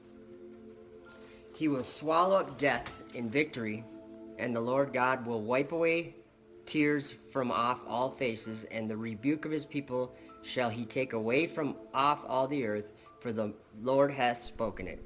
And it shall be said in that day, Lo, this is our God. We have waited for him, and he will save us. This is the Lord. We have waited for him. We will be glad and rejoice in his salvation. For in this mountain shall the hand of the Lord rest, and Moab shall be trodden down under him, even as straw is trodden down for the dunghill. And he shall spread forth his hands in the midst of them, as he that swimmeth spreadeth forth his hands to swim. And he shall bring down their pride together with the spoils of their hands. Okay, check this out. And the fortress of the high fort of thy walls shall he bring down, lay low, and bring to the ground, even to the dust. Chapter 26. In that day shall this song be sung in the land of Judah. We have a strong city. Salvation will God appoint for walls and bulwarks. Open ye the gates, that the righteous nation which keepeth the truth may enter in. Thou wilt keep him in perfect peace, whose mind is stayed on thee, because he trusteth in thee. Trust ye in the Lord forever, for the Lord Jehovah is everlasting strength. For he bringeth down them that dwell on high. The lofty city, he layeth it low. He layeth it low, even to the ground. He bringeth it even to the dust. The foot shall tread it down, even the feet of the poor and the steps of the needy. The way of the just is uprightness. Thou most upright dost weigh the path of the just. Yea, in the way of thy judgments, O Lord, we have waited for thee.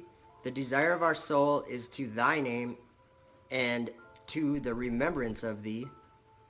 With my soul have I desired thee in the night, yea, with my spirit within me will I seek thee early. For when thy judgments are in the earth, the inhabitants of the world will learn righteousness. Let favor be showed to the wicked, yet will he not learn righteousness? In the land of uprightness will he deal unjustly, and will not behold the majesty of the Lord. Lord, when thy hand is lifted up, they will not see, but they shall see, and be ashamed for their envy at the people. Yea, the fire of thine enemies shall devour them. Lord, thou wilt ordain peace for us, for thou also hast wrought all our works in us. O Lord our God, other lords beside thee have had dominion over us, but by thee only will we make mention of thy name. They are dead, they shall not live. They are deceased, they shall not rise. Therefore hast thou visited and destroyed them, and made all their memory to perish. Thou hast increased the nation, O Lord, thou hast increased the nation. Thou art glorified. Thou hast removed it far unto all the ends of the earth. Lord, in trouble have they visited thee. They poured out a prayer when thy chastening was upon them. Like as a woman with child that draweth near the time of her delivery is in pain, and crieth out in her pain, so have ye been in thy sight, O Lord? We have been with child, we have been in pain, we have as it were brought forth wind, we have not wrought any deliverance in the earth, neither have the inhabitants of the world fallen. Thy dead men shall live, together with my dead body shall they arise. Awake and sing, ye that dwell in the dust, for thy dew is as the dew of herbs, and the earth shall cast out the dead. Come, my people, enter thou into thy chambers, and shut thy doors about thee. Hide thyself as it were a little moment until the indignation be overpast. For behold, the Lord cometh out of his place to punish the inhabitants of the earth for their iniquity. The earth also shall disclose her blood, and shall no more cover her slain. Chapter 27. In that day the Lord with his sore and great and strong sword shall punish Leviathan the piercing serpent, even Leviathan that crooked serpent. He shall slay the dragon that is in the sea. In that day sing ye unto her a vineyard of red wine. I the Lord do keep it. I will water it every moment, lest any hurt it. I will keep it night and day. Fury is not in me. Who would set the briars and thorns against me in battle? I would go through them, I would burn them together. Or let him take hold of my strength, that he may make peace with me, and he shall make peace with me. He shall cause them that come of Jacob to take roots. Israel shall blossom and bud, and fill the face of the world with fruit. Hath he smitten him, as he smote those that smote him?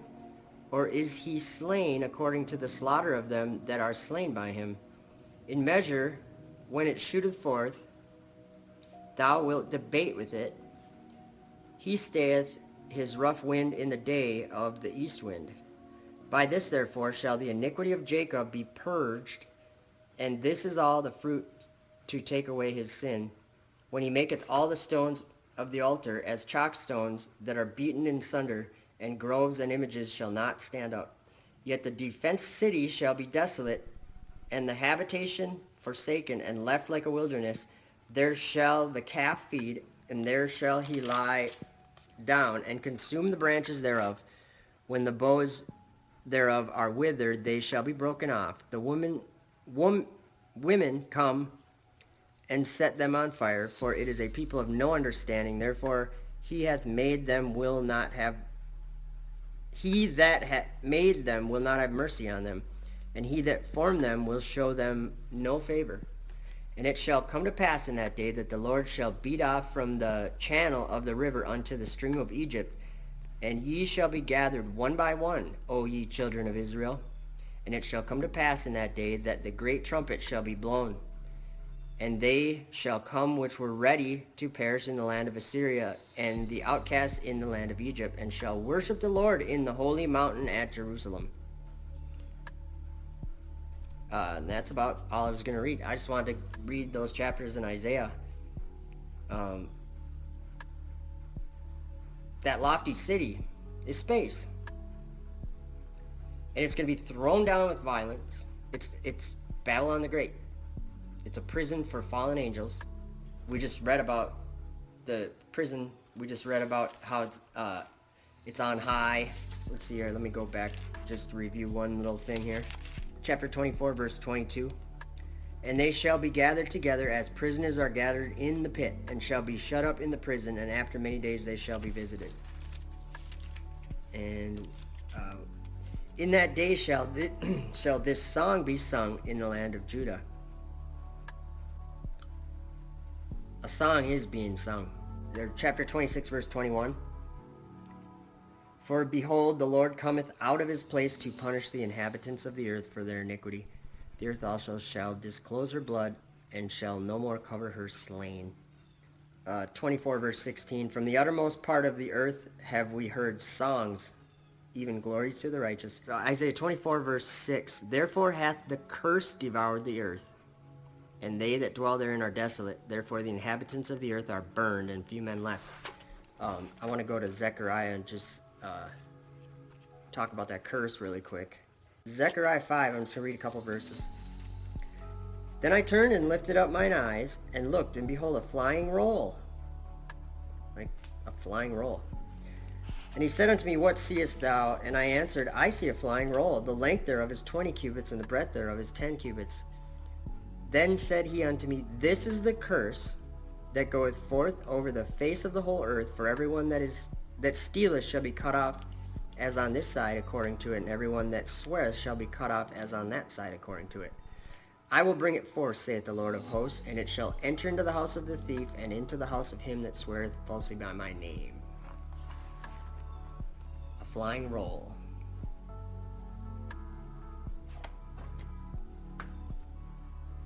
This is a pen, but you can imagine.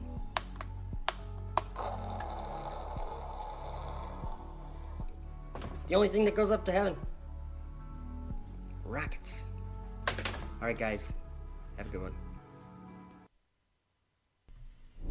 On the second night I had a dream. I saw an eagle with 12 feathered wings and 3 heads, rising up from the sea.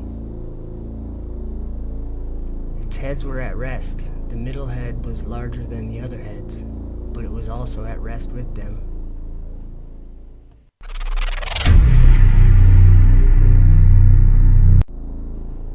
And while the little wings were making their plans, one of the heads that had been at rest, the one in the middle, woke up. This one was bigger than the other 2 heads. I saw how it formed a partnership with the other 2 heads.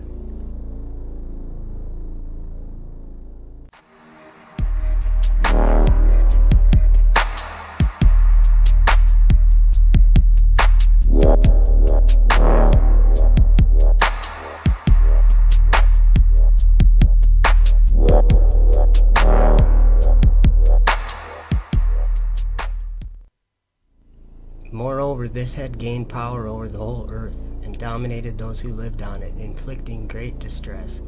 It had greater power over the whole world than all the wings that had gone before. 3, 2, 1, 0. Ignition.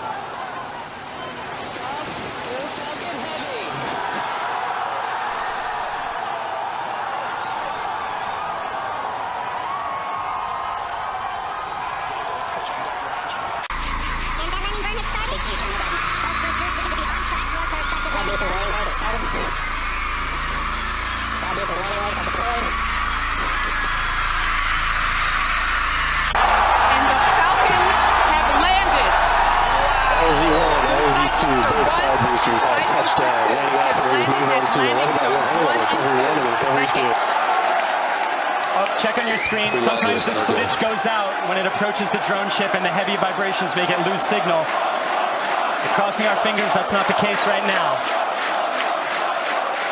Stage 2, nominal parking orbit. After all this, I watched as the middle head, just like the wings, suddenly disappeared.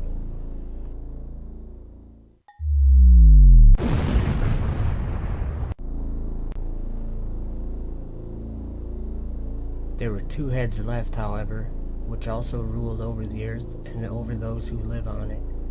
I looked and watched as the head on the right side devoured the one on the left. I heard a voice saying to me, "Look in front of you and consider what you see." I looked and saw something like a lion being roused, roaring out of the forest. I heard how he spoke in a human voice and said to the eagle, "Listen, you, and I will speak to you. The Most High says to you, aren't you the last of the 4 beasts that I made to rule in my world, so that I might bring about the end of my times through them? You, the 4th that has come, conquered all the beasts that came before you, ruling over the world with much terror and over the whole world with harsh oppression. You have lived in the world with deceit for so long. You judged the earth, but not in truth, for you have oppressed the meek and injured those who caused no unrest. You hated those who spoke the truth and loved liars. You destroyed the dwellings of those who bore fruit and tore down the walls of those who had done you no harm. Your insolence has ascended to the Most High, and your pride to the Mighty One. The Most High has reviewed his times. Look, they are finished, and his ages are complete.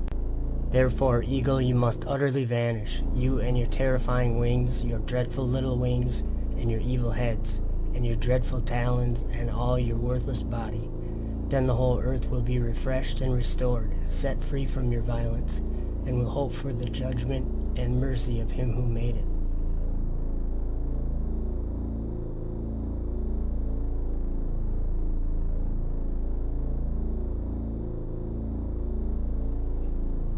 While the lion was saying these words to the eagle, I looked and saw that the head that had prevailed disappeared, and the two wings that had gone over to it rose up, so that they might rule, but their rule was weak and chaotic.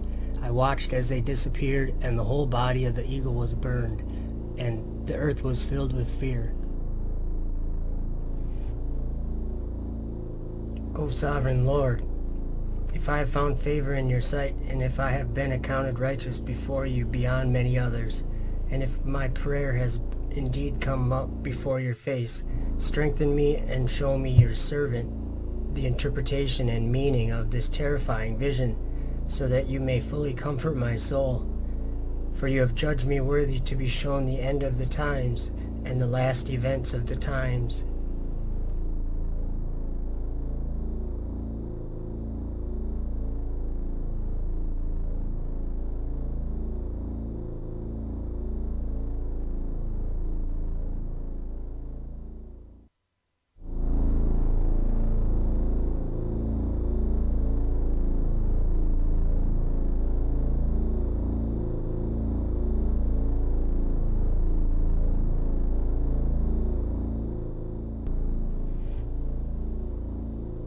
O sovereign Lord, if I have found favor in your sight, and if I have been accounted righteous before you beyond many others, and if my prayer has indeed come up before your face, strengthen me and show me your servant the interpretation and meaning of this terrifying vision, so that you may fully comfort my soul.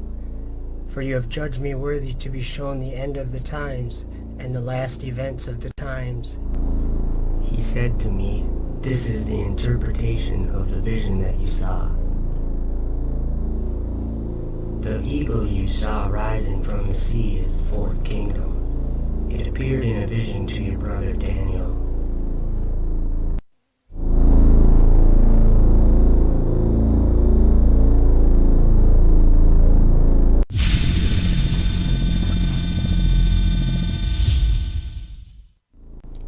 After this, I saw in the night visions, and behold, a fourth beast, dreadful and terrible, and strong exceedingly, and it had great iron teeth. It devoured and brake in pieces, and stamped the residue with the feet of it. It was diverse from all the beasts that were before it, and it had 10 horns.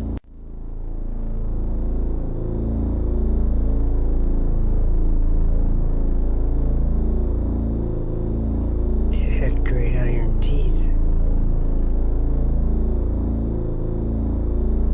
It was strong exceedingly.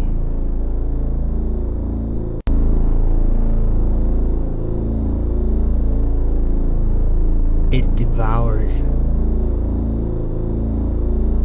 and breaks in pieces and stamps the residue with the feet of it.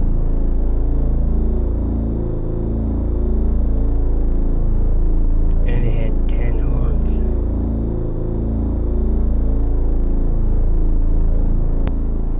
These great beasts which are four kings which shall arise out of the earth.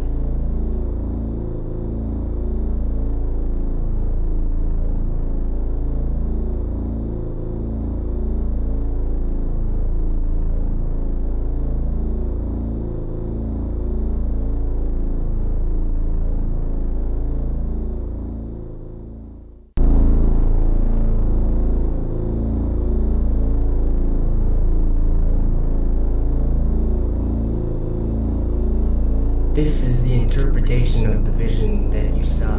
The eagle that you saw rising from the sea is the fourth kingdom. It appeared in a vision to your brother Daniel, but it wasn't interpreted for him as I now interpret it for you, or have shown it to you. Look, the days are coming when a kingdom will rise on the earth that will be more terrifying than all the kingdoms that come before it.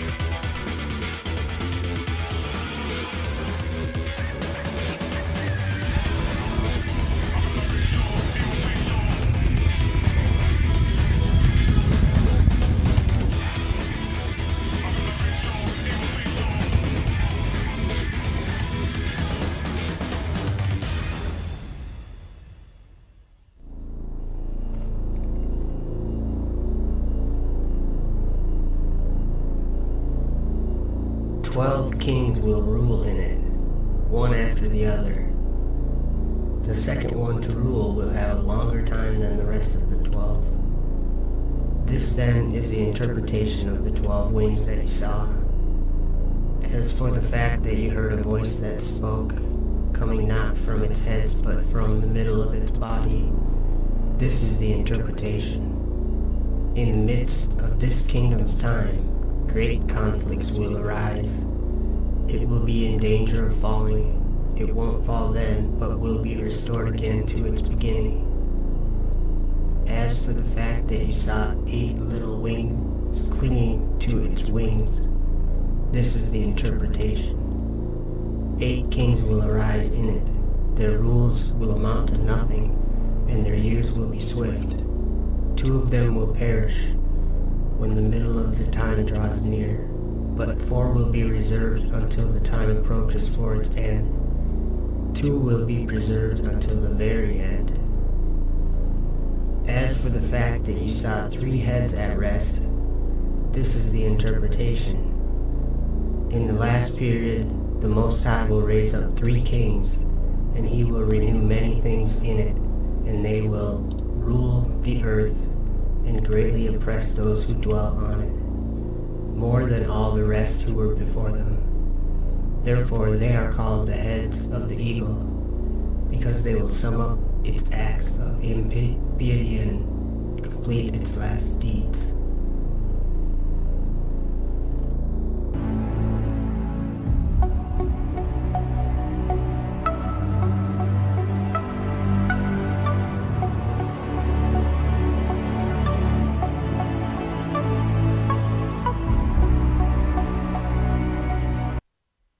As for the beauty of his ornament, he set it in majesty, but they made the images of their abominations and of their detestable things therein.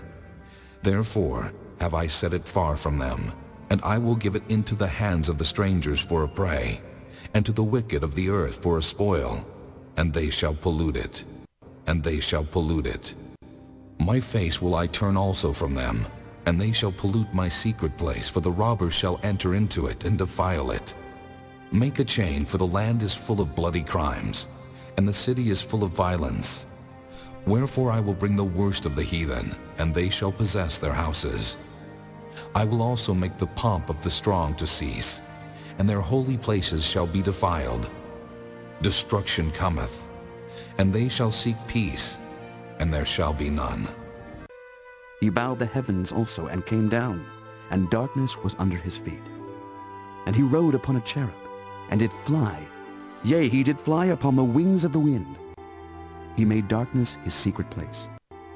He made darkness his secret place. His pavilion, round about him were dark waters, and thick clouds of the skies. My face will I turn also from them, and they shall pollute my secret place, for the robbers shall enter into it. Verily, verily, I say unto you, he that entereth not by the door into the sheepfold, but climbeth up some other way, the same is a thief and a robber. And they shall pollute my secret place, for the robbers shall enter into it and defile it. But he that entereth in by the door is the shepherd of the sheep. To him the porter openeth, and the sheep hear his voice, and he calleth his own sheep by name, and leadeth them out. And when he putteth forth his own sheep, he goeth before them, and the sheep follow him, for they know his voice. And a stranger will they not follow, but will flee from him, for they know not the voice of strangers. This parable spake Jesus unto them, but they understood not what things they were which he spake unto them. Then said Jesus unto them again, Verily, verily, I say unto you, I am the door of the sheep. All that ever came before me are thieves and robbers, but the sheep did not hear them. I am the door. By me, if any man enter in, he shall be saved, and shall go in and out and find pasture.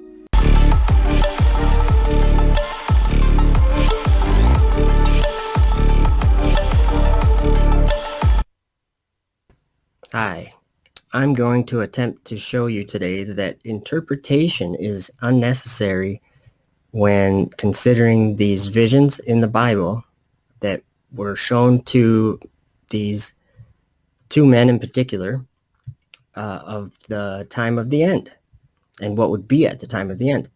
So I'm going to read a couple verses in Revelation 13 that I'm going to ask you some questions about. So listen carefully to what I read here. And before I read it, I want to preface it with the context that this is a vision. And when John says he beheld, that means he saw this.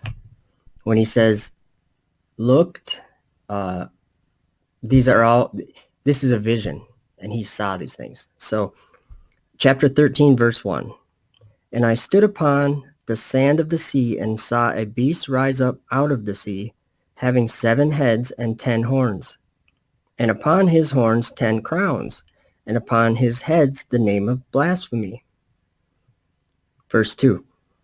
And the beast which I saw was like unto a leopard, and his feet were as the feet of a bear, and his mouth as the mouth of a lion, and the dragon gave him his power, and his seat and great authority. And I want to skip to Revelation 13, verse 11. John sees another beast. And I beheld another beast coming up out of the earth. And he had 2 horns like a lamb, and he spake as a dragon. Verse 12. And he exerciseth all the power of the first beast before him, and causeth the earth and them which dwell therein to worship the first beast, whose deadly wound was healed. And he doeth great wonders, so that he maketh fire come down from heaven on the earth in the sight of men. Okay, I'm going to give you some information and read some things to you. And then when I'm done, I will ask you a question, and you can answer yes or no. And then we'll move on to the next one. And we'll do that a few times to learn some interesting things. This picture that you're looking at behind me in the background, this is one of the grid fins from Falcon 9 rocket booster. Let me give you a little bit of information. Okay, the rocket has 4 of these on it toward the top of the booster. And when it launches up and it breaks into pieces, and the second stage keeps going. And this one, the bottom part, the main booster, called Falcon 9, returns back to the Earth, and it uses these grid fins to steer itself back to the landing site so that it can land and be reused. Okay, in this animation, we will watch a launch, and then we will watch exactly what happens there. That bottom part that says Falcon 9 on it, that will separate from the Dragon capsule that is on top of it. That little horn at the top, right there, the Dragon capsule. So the point of the rocket launch is to get that little horn all the way up into space, and everything else comes back down. So they have a barge, they have a ship that they send the booster, comes back down and tries to land on the ship. So let's just watch for a second.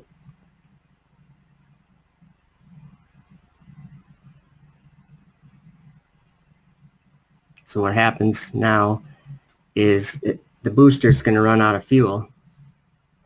And so it'll do a separation like that. And there we have the booster turning itself around.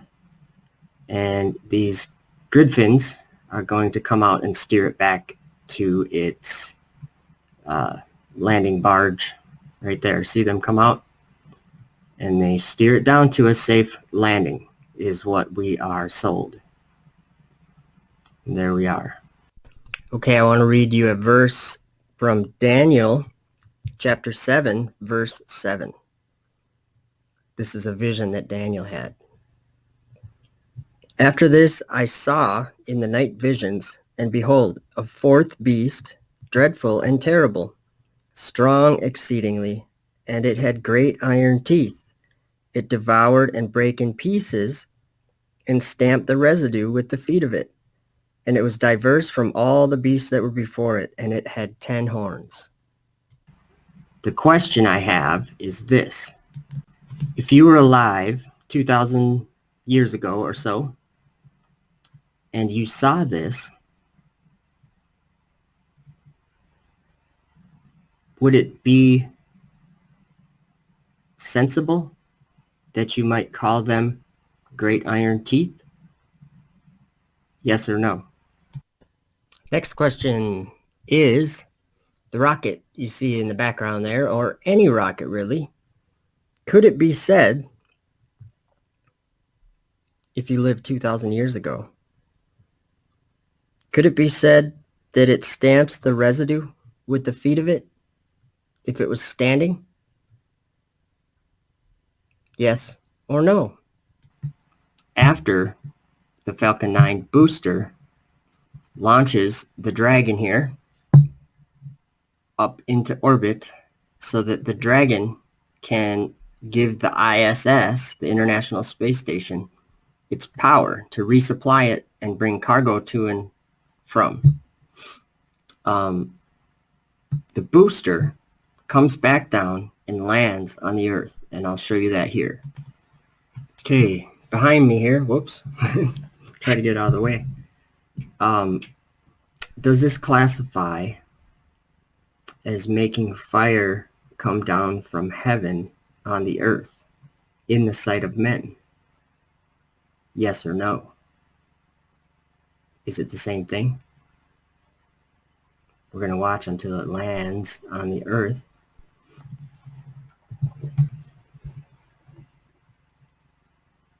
Is this making fire come down from heaven on earth in the sight of men? Yes or no? Next question. Looking at what is in the background behind me, do you see something that has 2 horns and could be said is speaking like a dragon? Yes or no? Could it be said that the dragon gives its power to something else by resupplying it and bringing cargo to and from? Yes or no?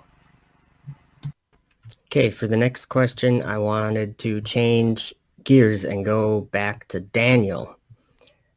In Daniel 7 verse 2, Daniel spake and said, I saw in my vision by night, and behold, the 4 winds of the heavens strove upon the great sea, and 4 great beasts came up from the sea, diverse from one another. So we have to remember, before these next questions, we have to remember that this is a vision, and Daniel says, I beheld, behold, looked, see, saw. He was looking at something and describing it. Now let's see if we can figure out if there's a parallel in our world today. Hint, hint. If there's a parallel in our world today that matches with what Daniel saw concerning these 4 beasts, because I think there is. Let me read Daniel 7 verse 4. The first was like a lion and had eagle's wings. I beheld, that means to see, I beheld till the wings thereof were plucked, and it was lifted up from the earth, and made stand upon the feet as a man, and a man's heart was given to it. Okay, this is the space shuttle in the background being taken from that stance into vertical to launch. Now, in this verse, it says, and made stand upon the feet as a man. And also it says, and it was lifted up from the earth and made stand upon the feet as a man. Well, that matches, doesn't it? There's something else that matches too. The first was like a lion. I don't know what that means. And had eagle's wings. It had wings. And Daniel watched till the wings thereof were plucked. The shuttle was retired in 2011.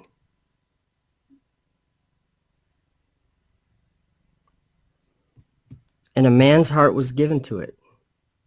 That could just simply mean men being put in there, like the astronauts. Question is, do these things line up at all? That's just one beast. Do they line up? Yes or no? Next question. Could it be said that that looks visually like a horn? Yes or no? Okay, this is the Russian Soyuz behind me. I'm going to read Daniel 7 verse 5. This is the second beast that Daniel sees. And behold, another beast, a second, like to a bear, and it raised itself up on one side, and it had 3 ribs in the mouth of it, between the teeth of it, and they said thus unto it, Arise, devour much flesh. Now, the reason why I have this playing in the background is because it says, like to a bear, and it raised itself up on one side, which we just watched. And I will have to show you something else about the 3 ribs in the mouth of it, between the teeth of it. This is inside of the Russian Soyuz capsule, which happens to be the only transportation to and from the International Space Station. So, if we think about that, it is very interesting because of one of the verses that I already read, Revelation 13, verse 2. And the beast which I saw was like unto a leopard, and his feet were as the feet of a bear. And the way I'm looking at it, the International Space Station kind of has the feet of a bear too, because they kind of have a deadly wound too, because they don't have any way to get an astronaut up to the International Space Station. Now, so they have to buy tickets from Russia since 2011. So if this beast that Daniel saw was something you saw and you lived 2,000 years ago, I'll read that verse again. Could this match? Who knows? And behold, another beast, a second, like to a bear, and it raised itself up on one side, and it had 3 ribs in the mouth of it, between the teeth of it. And they said thus unto it, Arise, devour much flesh. So they did tell it to arise, and their ribs. What kind of ribs talk? So my question is, does this match some of the things that Daniel described? It raised itself up on one side, and it had the 3 ribs in it, and they said thus unto it, Arise, devour much flesh. Yes or no? There's our scarlet-colored beast. Daniel 7, verse 6. After this I beheld, and lo, another, like a leopard, which had upon the back of it 4 wings of a fowl. The beast had also 4 heads, and dominion was given to it. Dominion was given to it. Question: does this match a description that Daniel gave in Daniel 7, verse 6? Yes or no? Last question. Do you like this kind of video? Yes or no?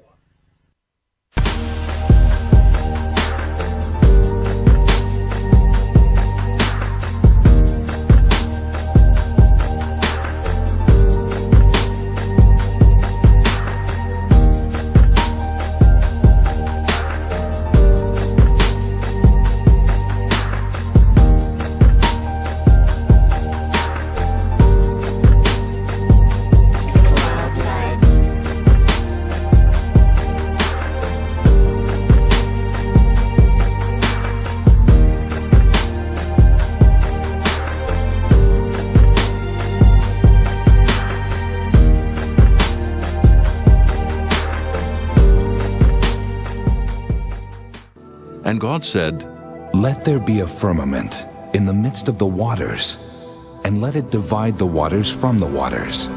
And God made the firmament, and divided the waters which were under the firmament from the waters which were above the firmament. And it was so. And God called the firmament heaven, and the evening and the morning were the second day.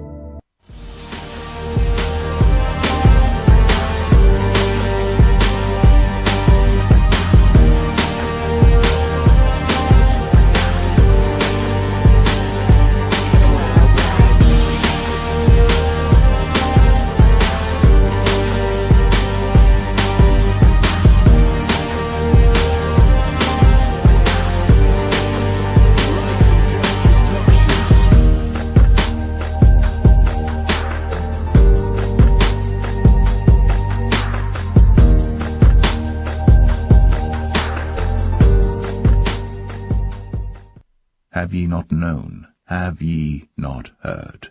Hath it not been told you from the beginning? Have ye not understood from the foundations of the earth? It is he that sitteth upon the circle of the earth, and the inhabitants thereof are as grasshoppers, that stretcheth out the heavens as a curtain, and spreadeth them out as a tent to dwell in.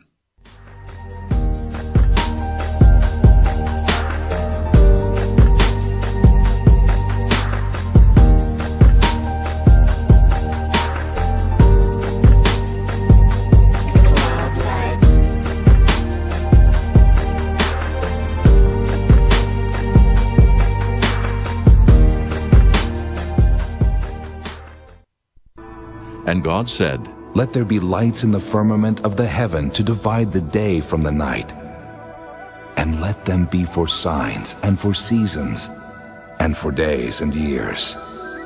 And let them be for lights in the firmament of the heaven to give light upon the earth.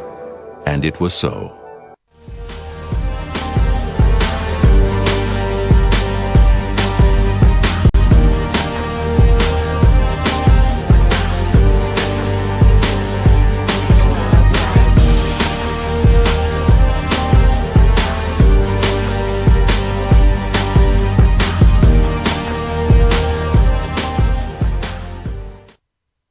Thus the heavens and the earth were finished, and all the host of them. And on the seventh day God ended his work which he had made. And he rested on the seventh day from all his work which he had made. And God blessed the seventh day, and sanctified it, because that in it he had rested from all his work which God created and made. These are the generations of the heavens and of the earth when they were created, in the day that the Lord God made the earth and the heavens,